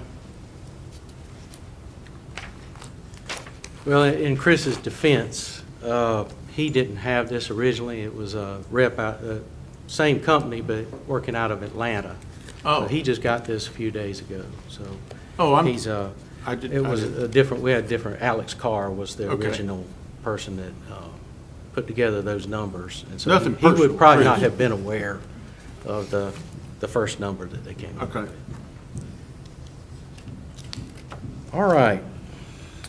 We have Chase on Monroe, built in '88, 216 units, clubhouse, pool, laundry, facility, volleyball, fitness center, and a picnic area and play area. Those are the amenities. Pictures on it, I think page 12 to 17. I think most of you are familiar with it. And it did indeed sell for $26,242,500. That's on page 31. That's from CoStar, confirming that purchase. When was the property built? I just, 1988. okay, I need to write. They've had, apartments, as far as renovation, apartments sometimes, occasionally will undergo a massive renovation, but most of the time, as tenants move out, they'll replace carpet, or as, as the dishwasher goes bad, they'll replace it. So there's a lot of things that are ongoing in these things, because they only last, not that many years. So they are continually replacing things, and so you will occasionally see where a buyer will go in, kind of like Ice Moore Lee, that went in and just said, hey, we're going to gut the thing and we're going to do it all at once, but you don't see a lot of that. It's more because you're losing rents. When you do that, they usually do it piecemeal, or if they have a fire. A lot of times we've had different permits. I think we've had some out here for fires that they've gone in and renovated some. So, no, it has not been a major renovation, but it has been upkept over the years. We try to look at it from, like I say, all standpoints. We had the sales on page 35, beginning on 35, on 36. Some of the closer ones that we could find in quality, and, we found where the Flagstone Apartments, Kendall Apartments, Superior, they sold for much more, $63 million, or $252,000 a unit. We are currently appraised at $170,715 a unit, and you have a little handout. That's one of the three that you have that has the little breakdown of what we have. We're at $36,874,500.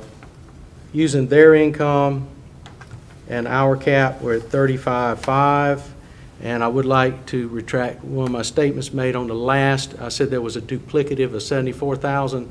It was a duplicative of 36,000 on our last hearing. The 74,000 was on this one. Oh, okay. So it was a duplicative entry for expenses, so we had to remove it. We removed some things. And so we're looking at a sale, if we run the sales comparison, we're at $40 million. We're appraised at 36.8, using their figures on the income instead of ours, and our cap rate that we bought from TREP at 5.1, we're at 35.5. So we didn't feel like there was a whole lot of room to move on this one either, especially when the opinion, I think the last one that I saw was like 25.5, and when it, it sold for $26,242,500 in 2020. The new value only represents like a 5.7% increase from the last sale price, average per year, from the sale price to what we have it appraised now. We feel like that's pretty fair. Any questions? I believe we will. Mr. Benson?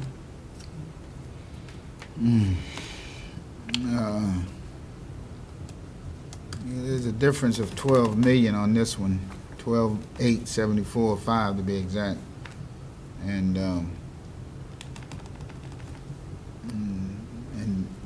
the petitioner says that he landed now at 26.2. I was just seeing what type of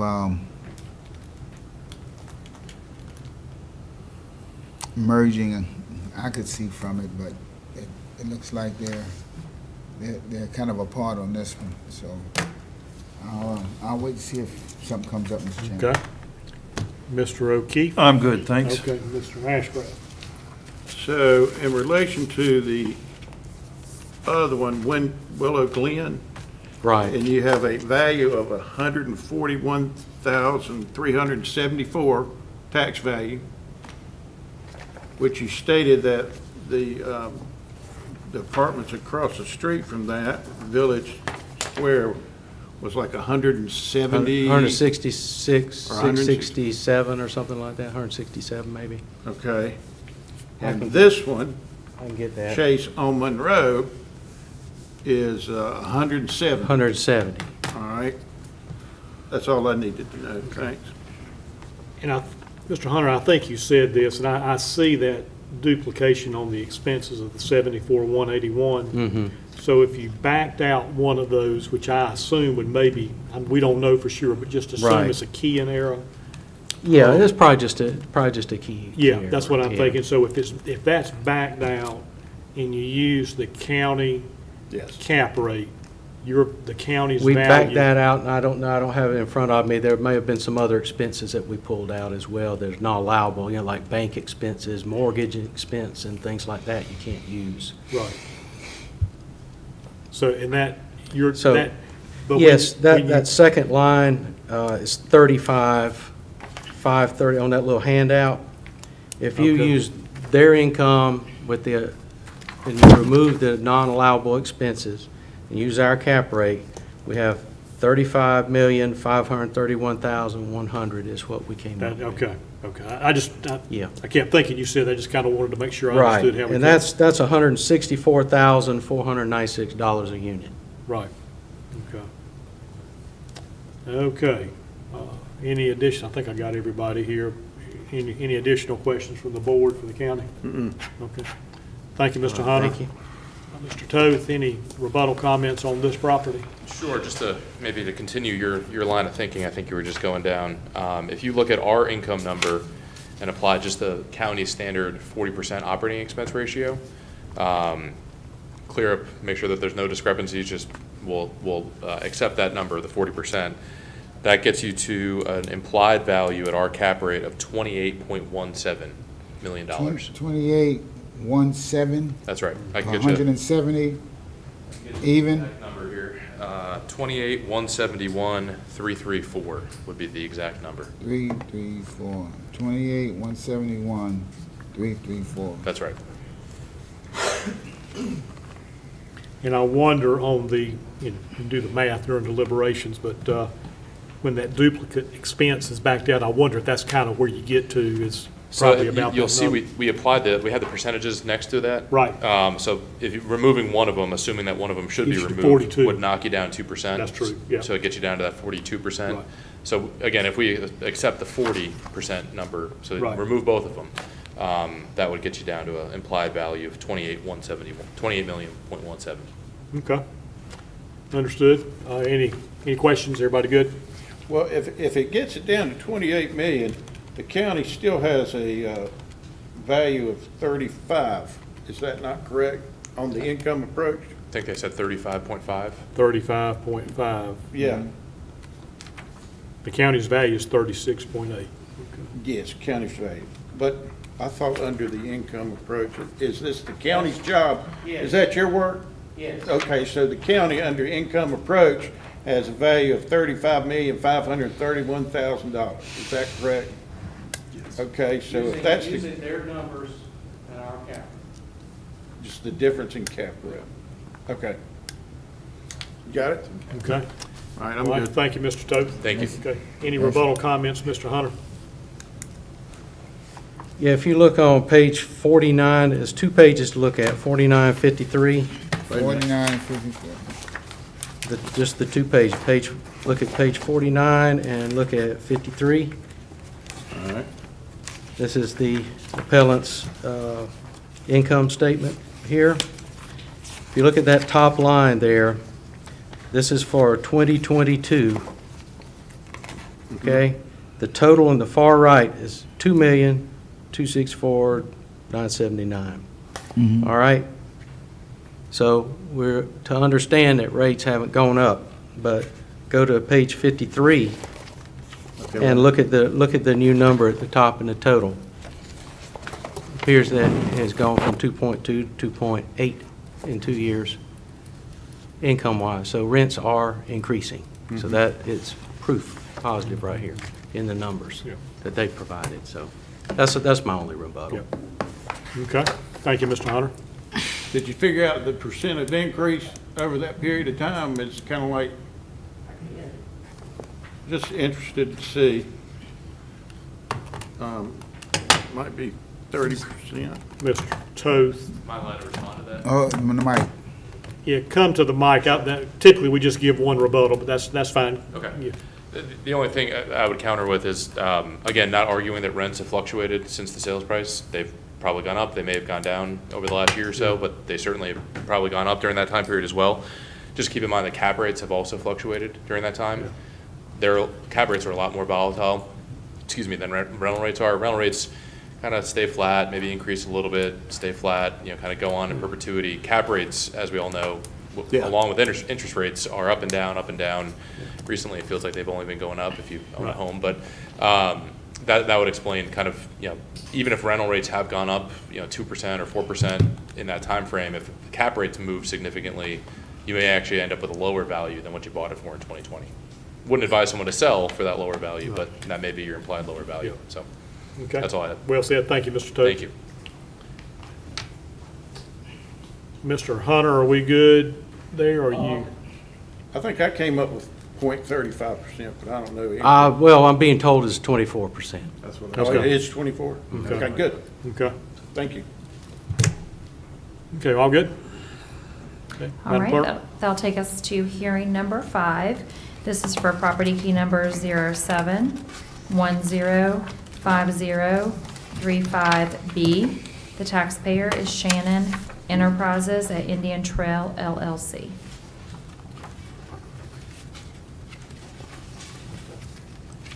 All right, this is the Ardmore Indian Trail. Let me take off these. Let's see a little bit better. This is Park Road right here, that access to it, and there's Indian Trail Road, Highway 74. Does everybody know where this is? Is that, Can you go out a little bit? Just Yeah. so that's old 74 that yeah. Yeah, it fronts? right down here. That's hold 74? where you're, Oh, Yeah. okay. is that? It's Old Charlotte, and then here's this is like, it's downtown Indian Trail is here. Oh, okay, I got you. So if you go Oh, down. there's the VFW. Mhm. Okay. Is You these just- these new ones they just built? Well, they're building some new townhomes. This is a How big they are. mixed use, and they've been in process for years. Yeah, that's Doing where they it. were gonna build that new town center and all that stuff at the Yes, time? Okay. yes, this was the That's at the back first of- stage of it, yep. Okay. Everybody good? Yeah, Got it. Okay, that's the parade route. yeah. Sound like you've been there. Okay. Mr. Toth?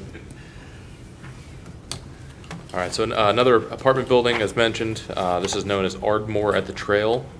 252 units, built in 2020. Occupancy as of 1/1/2025 was about 93%.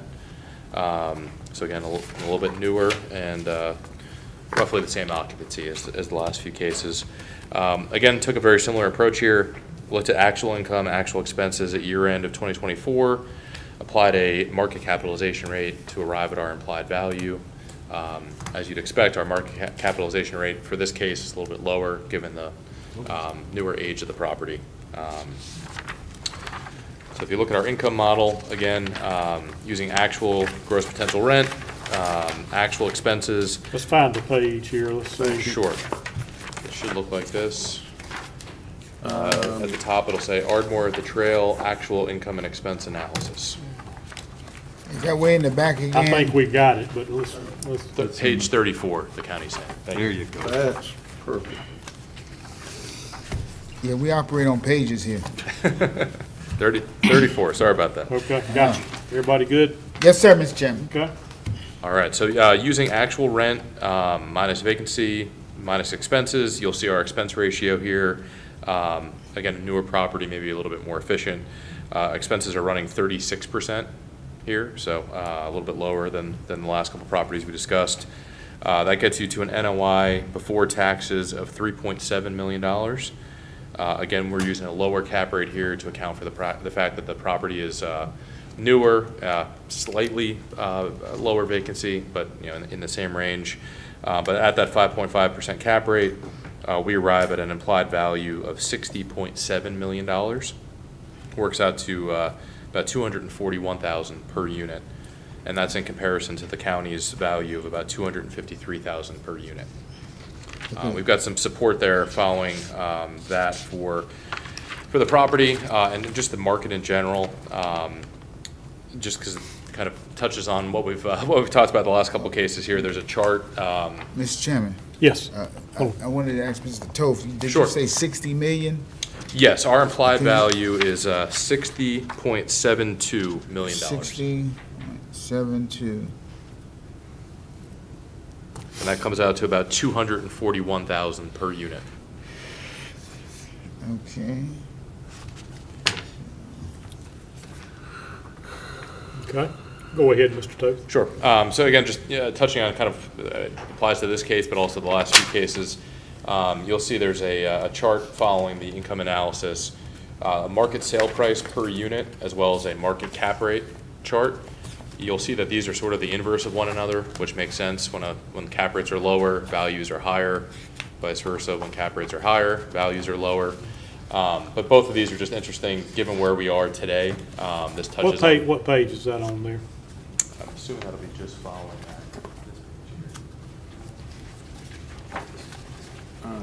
It might be past the financial statements.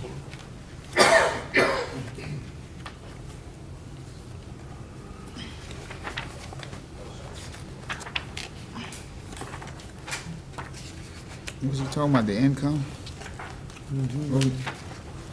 I just got a bunch of rent rolls.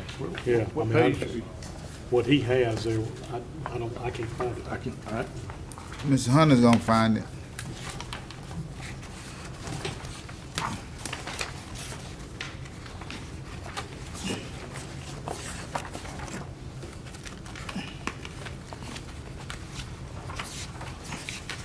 So did he change his cap rate for the 60,700,000. That's kind of what I heard, but I see a 6. Okay, But he said, well, it says right, okay, so on here, he's changed it. Do you see the cap rate of 6.59? yeah, which is, yeah, with the tax rate in there, yeah. Okay. Yeah. It's not in the packet, but he has copies that he'd like to present. Yes, that And would be we're great. fine if he You wants could to maybe hand it present to the that. clerk, and she would.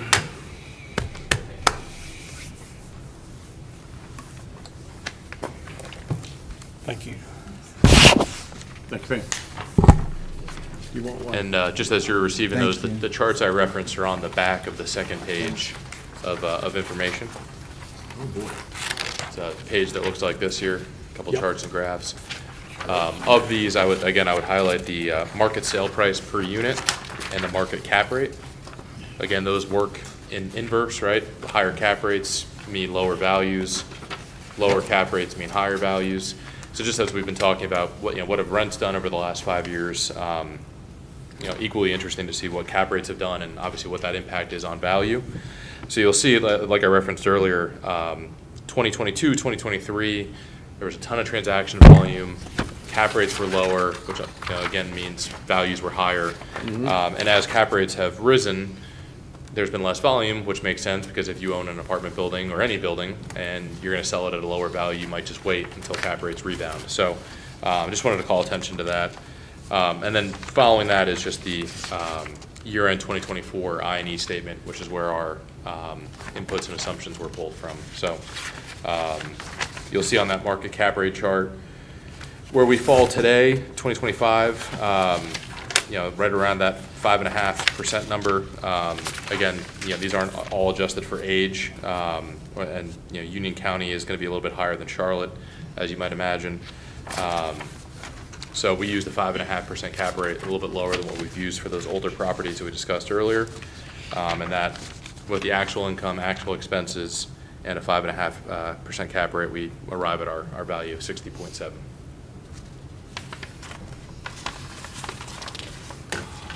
Okay. There we go. See it now. Questions for Mr. Toth. Mr. O'Keefe? No, not right now, thanks. Okay. Mr. Benchin? All right, so you're landing at 60,722,100. That's right. 10-4. Mr. Ashcraft? So, from my knowledge here, that's not far from 63 million, is that correct? That's right. And Not a huge delta. And then now you're back to providing this chart for us to see that, what the cap rate is, all right, which I think is really good. And you're willing to lower the cap rate down from 6% to 5.4? That's right. The last two sites we discussed, I believe the first, I'm going off memory, but the first was built in 1980, and then the second was built in 1988. So understandably, those would trade at a different cap rate than a property that was built in 2020, like this subject property. Okay, and for this property only, that you're willing to do it for? I would argue, wherever you think the right cap rate is, they should be Okay. different for a 1980s vintage property versus a 2020 property. All right, thanks, I'm good. Yeah, I think that's what we get into here, is that cap rate being subjective. It is, yep. Right. Yep. So, Yeah, and that's just for support purposes to answer that question, Mr. Chairman. It's, I would point to that chart there where if you look at the blue Union County line, Yeah. you're right around 5.5% there for 2025. And you can see sort of what they've done historically and at least what CoStar is forecasting that they'll do over the next. Okay, and the blue line is the one you're talking about That's right. in Union County, and in 2020, what would you say it was? It's right around 5.4, 5? In 2020, cap rates were lower, especially once you get into 2022. You'll see that big dip there, regardless of if you're looking at Union County, Greater Charlotte. This chart would look the same if you pulled up, Phoenix, Arizona. Sort of the same thing was happening across the country, where cap rates dropped significantly in 2022 and 2023, and have since then risen quite a bit. And this property that we have right in front of us, it was built in 2020, That's right. and your client built the building, built the apartments, correct? Or did they buy them or something? I'm trying to I figure. don't believe there's been a transaction. I'd point to the county on that. I don't Okay. have the whole historical transaction history there, but Okay. there's not a sale that we've referenced, no.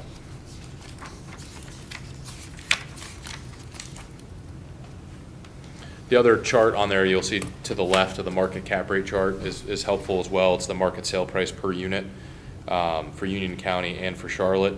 Now, this isn't adjusted for asset class or property age. It's more just, again, I would point Yeah, to, just showing that it's, you see the coming spike back in down. 2022, 2023, and then it's sort of, tailed off a little bit since then. I think everyone hopes that it keeps rising from here on out, but just wanted to show kind of that history there.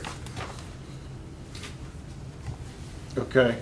I'm just doing it for myself on the cap rate. Okay.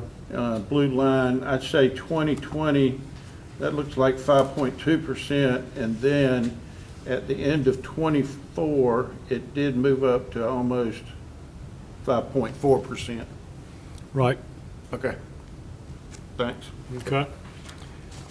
One question, and I might, on how the occupancy is calculated, Sure. is that calculated on that date, or is that calculated as a revenue as, I believe it's pulled from the rent roll, and it would have been as of 1/1/2025. right, so And it's I'm assuming not, there wouldn't be any changes. it's not what the total income piece would be if it was 100% versus what the total revenue actually is. It's actually just as of that date. That's right. Right. And obviously, depending on which units are vacant, that could have if larger units are vacant, that could have a different impact on income versus, studio apartment, that sort of Right, thing. That's okay. right. Okay, everybody good? Okay, thank you, Yeah. Mr. Toth. I Okay, think we're good. Mr. good, Chairman. okay. That sounded like a question might be coming. Yeah, I was gonna let him have it if he's got one. You got one? No, I think I'm good. You know where to find me. Okay, I do. I know where you reside. Rented the whole room. Mr. Hunter? Been two busy guys today. Sorry, I was doing some ciphering. Okay. Some Jeff Road to Bodine. All right, yeah, I believe it was built in 2020, and it's got 252 units in it. It's got a pool clubhouse. It's well-built. We looked at sales, we looked at the income. To start with, just on the sales, we pulled sales that were a couple of Union County sales. On page 25, we have Chestnut Farm, which would be considered competition for this property. A little superior, but it's still about the same age range. In 2021, on page 20, it sold for $72,192,000. That's $282,000 a unit. We're currently appraised at $253,209 a unit. You see, do you have your little handout also? Yeah, Okay, yeah. very Is this good. what we're talking about? Very good, yes. And also, page 25 in your packet is pointed to a sale Let me get- of Chestnut Farm Apartments. Okay. Third comp down, I think. Got Yeah. it. That one sold for $72 million. We're at $63.8. Because I'll try to look at it from all regards, since cap rates are always under fire. And we also look at sales, because sales are sold based on cap rates and income and everything. So it's a good indicator for us as well. Now look at page 27. We'll go back to the Flagstone sale.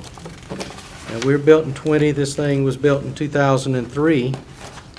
Sold in 22 for $63,650,000, or $252,000 a unit. We're appraised at $253,000 a unit. So we feel like we would be superior. Of course, it sold in 22. So we're looking at that as well.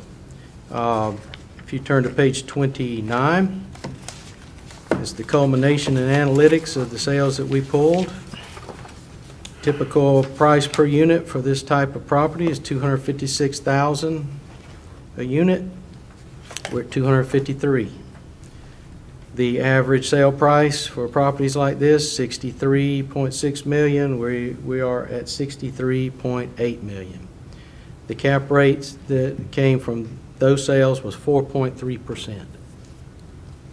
We used a cap rate of 5.1. It also came from TREP, combination of TREP, CoStar, and we used some of the rates from Real Data. All right, so what we also did, if you look at your little handout, is we took the appellant's income and we took out anything that wasn't allowable, and we used our cap rate with their numbers, and we come up at $74,803,200 using the 5.1% cap rate. All right, so if they are good with a 5.4% cap rate, run it, and we run it on our expense, we should be $70,647,463. So we're going to come in higher than what we got appraised for. So using their numbers, our cap rate, we're still going to be higher. So we just didn't have anywhere to go on this one. Everything pointed to a number that we at least have or more. Got you. Okay. Questions, Mr. Ashcraft? No, sir. Mr. Benson?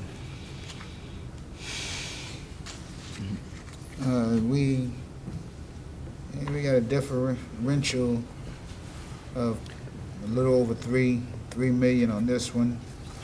I'm good, Mr. Chairman. Okay. Mr. O'Keefe? I'm good, thanks. Okay. Thank you, Mr. Hunter. Mr. Toth, any rebuttal comments? No, sir. Okay. All right. I think we're all good. All right, Okay. so hearing number 6, that is going to be your addendum A. There's only one on there this time, and that's going to be the accounts that were settled between the tax office and the taxpayer. Okay. And I think before we go into deliberation, maybe take a 5-minute break. That'd be great, Mr. Chairman. Okay. I can see Mr. Ashcraft's chair You're a turning. wise man, Mr. Chairman. Okay. Wise man.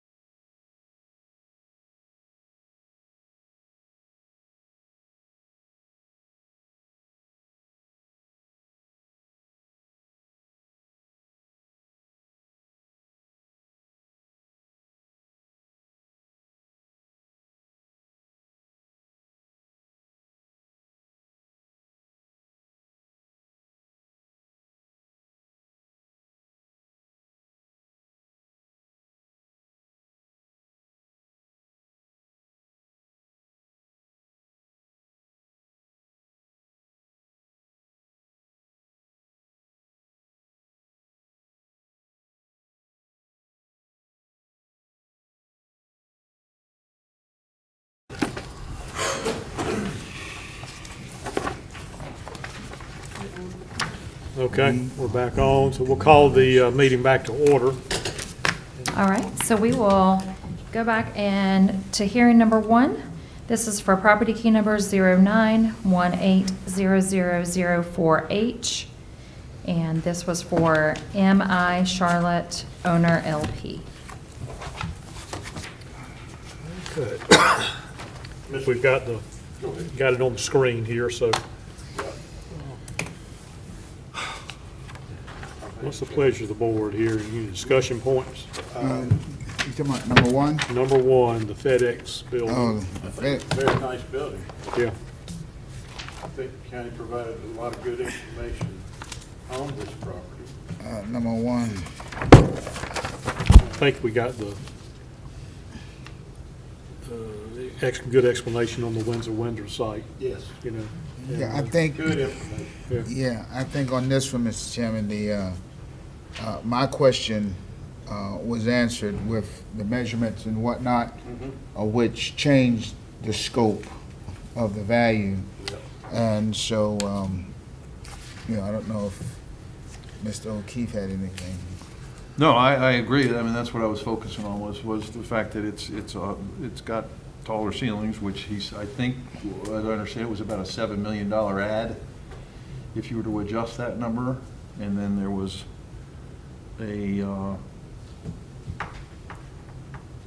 that was the one that I'm pretty sure that I've got that correct. What I can't get off of on this one, we got a $60 million purchase price in 2023, That's true. and we got a $51 million value of the property. I think that's probably a good observation. to Keep in mind. Yeah. Yes, that's a good point, Mr. Chairman. Mr. Chairman, I'm going to make a motion we accept the county's current value of $51,010,900. Okay, so I have a motion from Mr. Ashcraft. Second. Second from Mr. O'Keefe. Any discussion? All those in favor say aye. Aye. Opposed, like sign. So the motion is carried for the current value of $51,010,900 remain on hearing 1. Hearing number 2 was for property key number 09298365. The taxpayer was 1955 Monroe Storley LLC.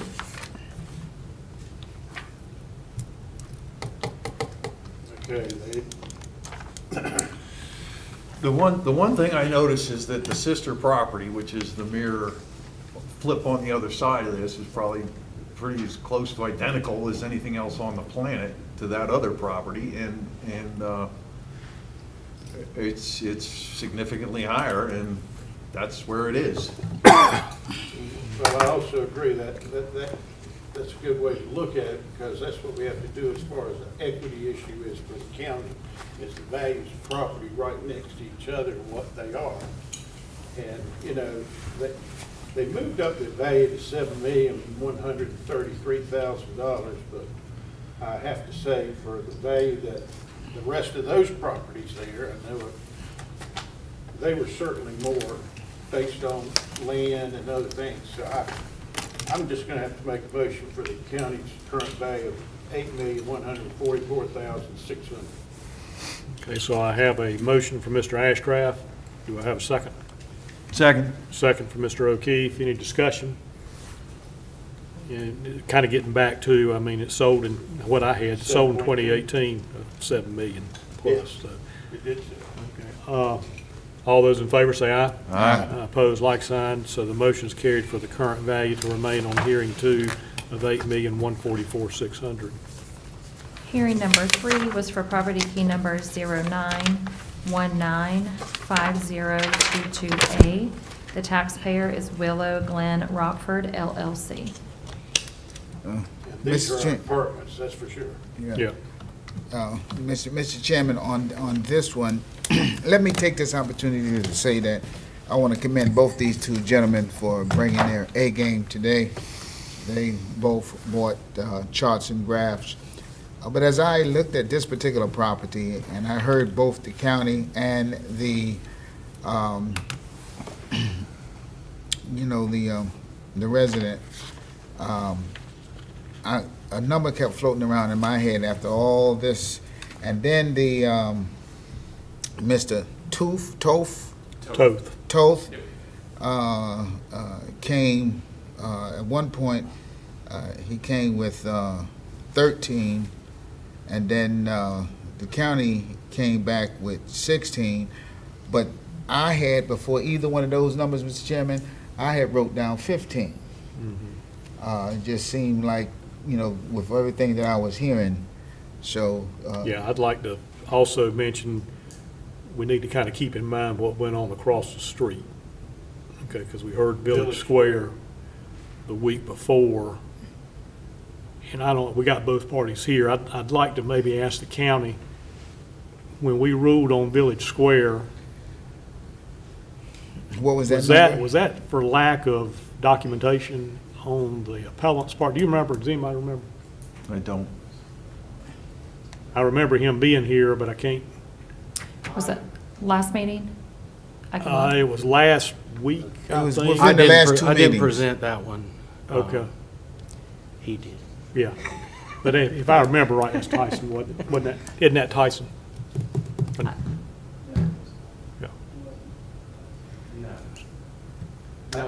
It was not Tyson. What, it was not, okay, It was okay, Village Square Partners, I think, is who owns it. okay. And I remember that the average price or the value that we put on those was $171,000, I believe. Is that correct? I don't have Village Square in front of me, but I think I'd like to know, with this one being right across the street, these are neighboring And they're not complexes. that one different. came and the other one came. And Yeah, and they're very similar. But that's what I thought I heard. I had 166 per unit in my notes. Yeah, for Village Square. it was 166,666 per unit for 90 units. And this one is 120 or 121, the appellant said. We got 120. It's 142,552 a unit is what it's currently appraised for. So we got 142 on this one. Village Square was 170, and now we're gonna lower it down, it's already at 141. You know what I mean, the county. Right. I just think that equity issue might Yeah, play a that's- factor. I think That's a big part of it, I think. Do we remember the number we ruled at? it was 166. It was the total number was 15 million on that one. It's a smaller project. It's at 90 as opposed to 120. So it was 15 on that one. Yeah, And and, this is 17. yeah, So this is the Well, one, actually, the too. county came down to 16,254. I thought it came down to, based on their cap rate or 40%. Who was it? We're talking about hearing number 3. Three. three. Yeah. Yeah, the county came down to 16,254. Is that correct? 16 million. 254. And you based that on your cap rate? Yes, based on their income and the cap rate that they want to use. Their income, their cap rate, off of what we took out the non-allowable expenses. That's not your cap rate. That's not our cap. I thought. Our cap rate puts us at the 17 mark. Oh, okay. Gotcha. Yes. Gotcha. So Gotcha. using their cap rate is a little higher than ours, but using our income approach that removes the non-allowable expenses, that's what. And that's where I was Yeah. gonna say to you on that issue is, that is what he's trying to do today by Right. providing us the information. If we listen to him and do that, what I'm concerned about is what we did for Village Square Apartments. I want the county to stay consistent with all apartments in Union County, So- than to just switch and choose. That's, Yep. So consistent would be at the 16 that they arrived at. No, that's using a 5.5% cap. That's using their cap rate. Yeah. I understand. I mean, the But I- county's cap rate is. But I think the county I think that from what I read, the county would be satisfied with the 16. Help me. Yeah, I kind of want to make sure I No, understand that. we're still at the 17, but we Okay. were just putting it in the board's hands because we were using based on what he had changed up the numbers, that's where we would come in at using the information that he had. Okay. Because he was changing the, I think, the expense ratio. Yes, And- sir. There was So we, question with that. that's theoretically using what the appellant had for cap rate, not using ours, because our cap rate stands at the 17 million. So this would be, this is a board decision. We won't have a, other than saying this is what we have.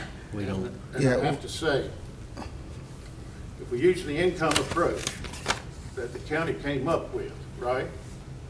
It's 11,967,000. Okay?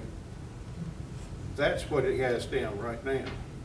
But if we keep with the tax value, it's 17.1.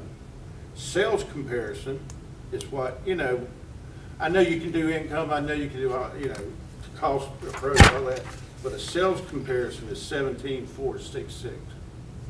And it just so happens that in this reevaluation, that we did have apartments saved and use them as real comps. That's another. Yeah, we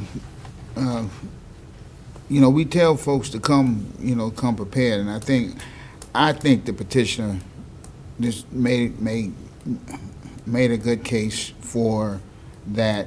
And again, not saying the county is in agreement with that, but for the county to come up with that figure and put that figure out there, I think gives us an opportunity to look at this with some options. And I had 15 in my mind at the time, but listening to our conversation and our dialogue, Mr. Chairman, I'd like to make a motion for to assess the property at $16,254,000. Okay, so I have a motion for Mr. Benson to reduce the current value to $16,254,000. Do I have a second? Second. Have a second for Mr. O'Keefe. All those in favor say aye. Aye. Opposed, like sign. So the motion is carried for the value to be reduced on hearing 3 to $16,254,000.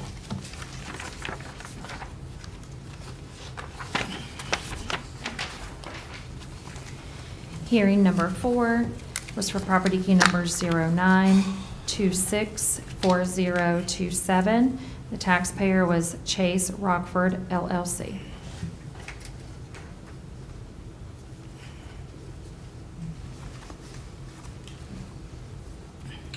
All right.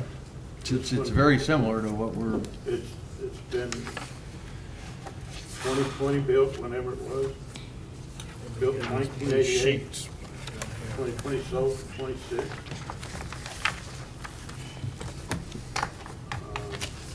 What else do y'all have? Main thing I had, if the county cap rate was applied and the duplication on the expenses was backed out, the value would be 35 million with some change. yeah. And there was an increase in rent raise, I guess, at 24%. Yeah, I think that's when we Yeah. looked at the Look at year-over-year year-over-year. increase in the revenue, yeah. So Yeah, it's rental 24%. I mean, I think we can all kind of grasp the market for these apartments in the county. I mean, they're going up all over the place. Yeah.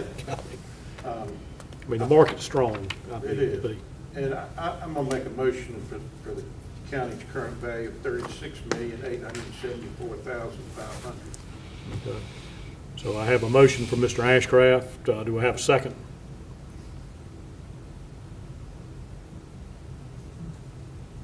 It died, Mr. Chairman. Has it died? Yes, sir. I So the- rescind my motion. so Let's the- move on. Okay, so the motion has died, and we have rescinded the motion. So, further discussion? I gotta understand this a little bit, is what I'm trying to get at right now, because two very good cases were put out there at these numbers. It all seems to hinge on cap rate. Cap rate seems to be the thing that throws the thing whichever way you want to throw it, up or down. And, what I'm trying to be as equitable as possible, right? I mean, that's our job. And I don't understand how the county can come up with a valuation of 36, they're coming in at 26, it's 30%, rough numbers, difference. I mean, how can math get you to two different places so dramatically? And that's what I'm struggling with. Till I can get a handle on that, it's gonna take a few minutes to educate me, but tell me, if you would. What number you looking at? I'm looking at all the numbers. No, I wrote no, them no, all what down. number would you suggest? Oh, the only, I don't want to suggest a number because I'm ignorant as to how I would come up with that suggestion. I follow what's going on here, but I'm still, we're lining up way too far apart through two very convincing arguments. I mean, there's I great think if you convincing look, I arguments on think both we sides. look at page 44 in the book. Thank you. 44 in the book.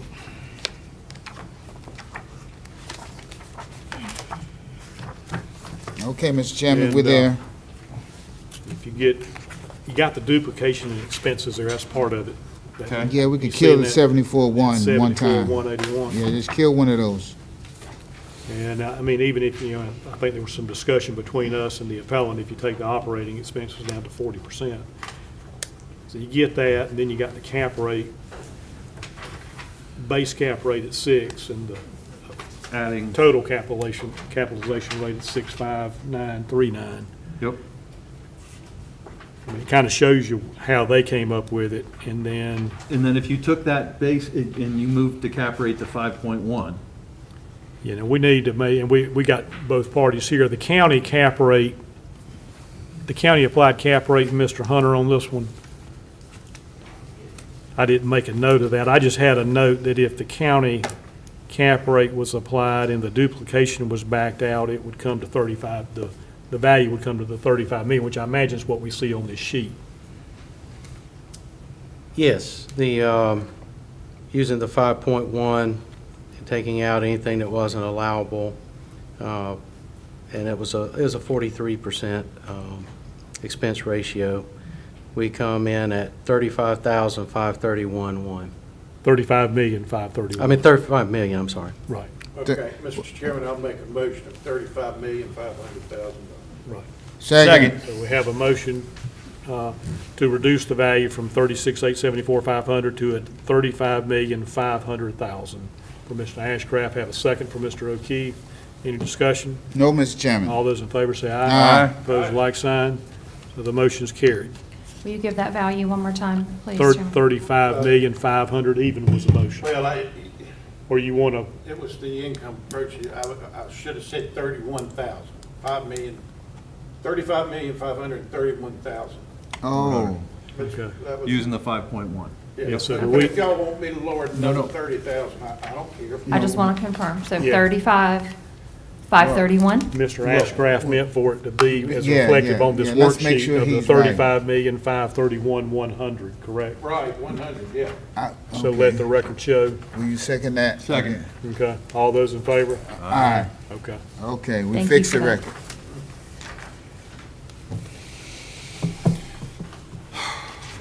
All right.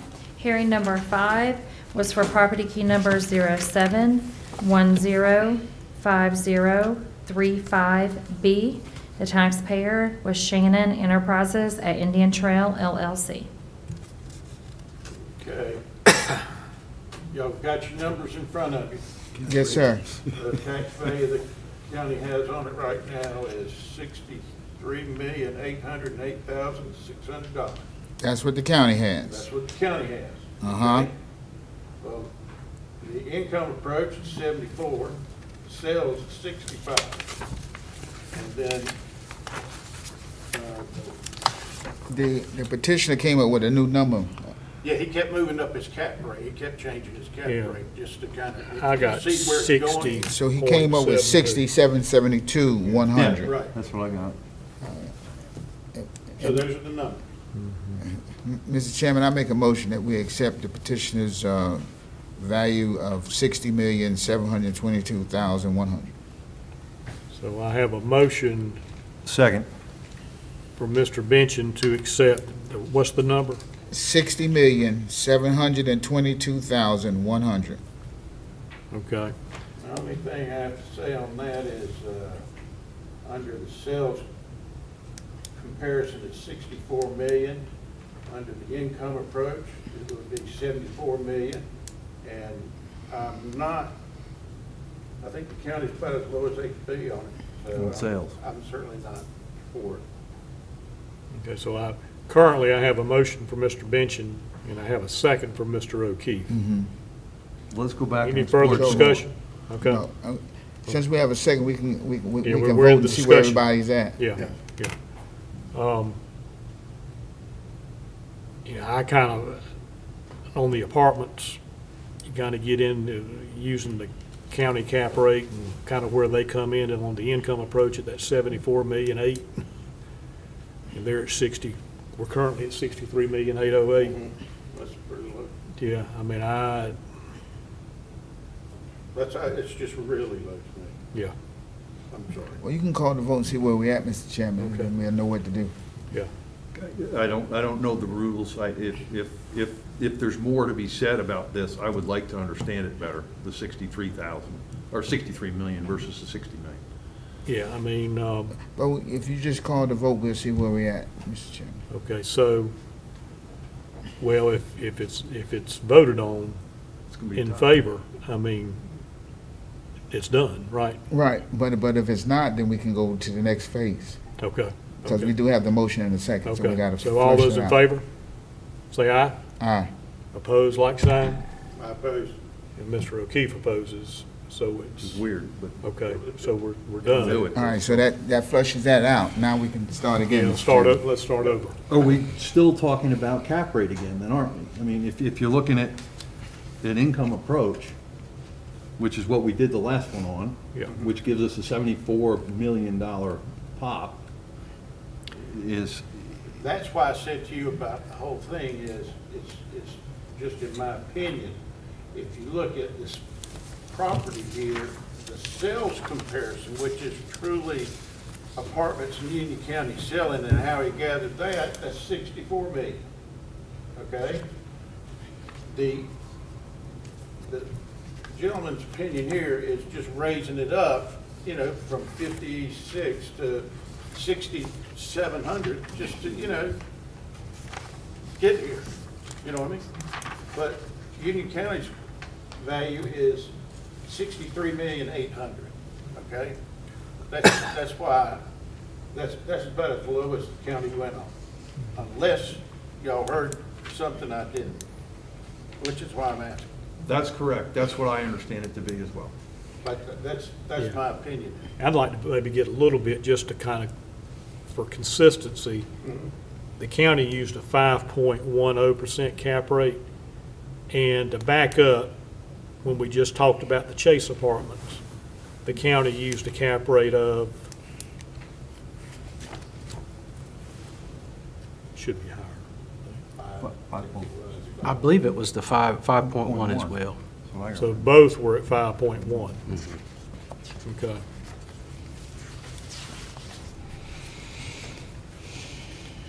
Mr. Chairman, I'll be interested to see where my colleagues fall with the number. I can take a chance on one. I'm gonna Yeah. go with the county's value of 63,808,645. Yeah, 'cause it's close, yeah. So I have a motion from Mr. Ashcraft for the current value to remain at 63,808,600. Do I have a second? Sounds like it died. Let's move on. Second? I mean, you did, What are you? Second. okay. So I have a second from Mr. O'Keefe. Okay. Any discussion? All those in favor say aye. Aye. Opposed, like sign? Aye. Okay, so we have 2 in favor, 1 against, so the motion carries. So the current value of 63,808,600 will remain on hearing 5. That's how we do business, Mr. Chairman. Yep, I mean, it's just, to me, you get into that part of it, it's just subjective. That's why they Being have us here to have I mean, just being consistent. different rules, different opinions. Yep, All right. all right, What's left? staff regs. Sorry, just Yeah, making Yeah, sure we got she's that calling scheduled. it in. Do I, Y'all are making me write a lot today, so hold on. well, I told Mr. O'Keefe when I walked in this morning, he said we had 5 on the agenda, it was gonna be a short meeting. I said, I bet you it won't. No, I bet you it won't. Just want to make sure that we're getting, to clarify, so I'm sorry, on hearing number 5, you did agree to accept the county value. There's no change, correct? Okay. Correct. All right, thank you. Correct. Hearing number 6 is going to be your addendum A, which is the staff recommendations that have been settled. Mr. Chairman, I motion we accept the staff recommendations for. Okay, I have a motion for Mr. Bench and a second for Mr. Ashcraft. Any discussion? All those in favor say aye. Aye. Opposed, like sign. The motion is carried to accept the staff recommendations as presented as hearing 6. All right, perfect. So that takes us to the end of the agenda. We just need to have a motion to adjourn. Motion to adjourn, Mr. Chairman. Got a motion to adjourn, a second. All those in favor? Aye. Opposed, like sign. Good job. Good job. Good job, everybody. Good job. Good job, Mr. Chairman. Long one today. Another great meeting. Thank you, Mr. Thank- Stokes. I understand thank- we're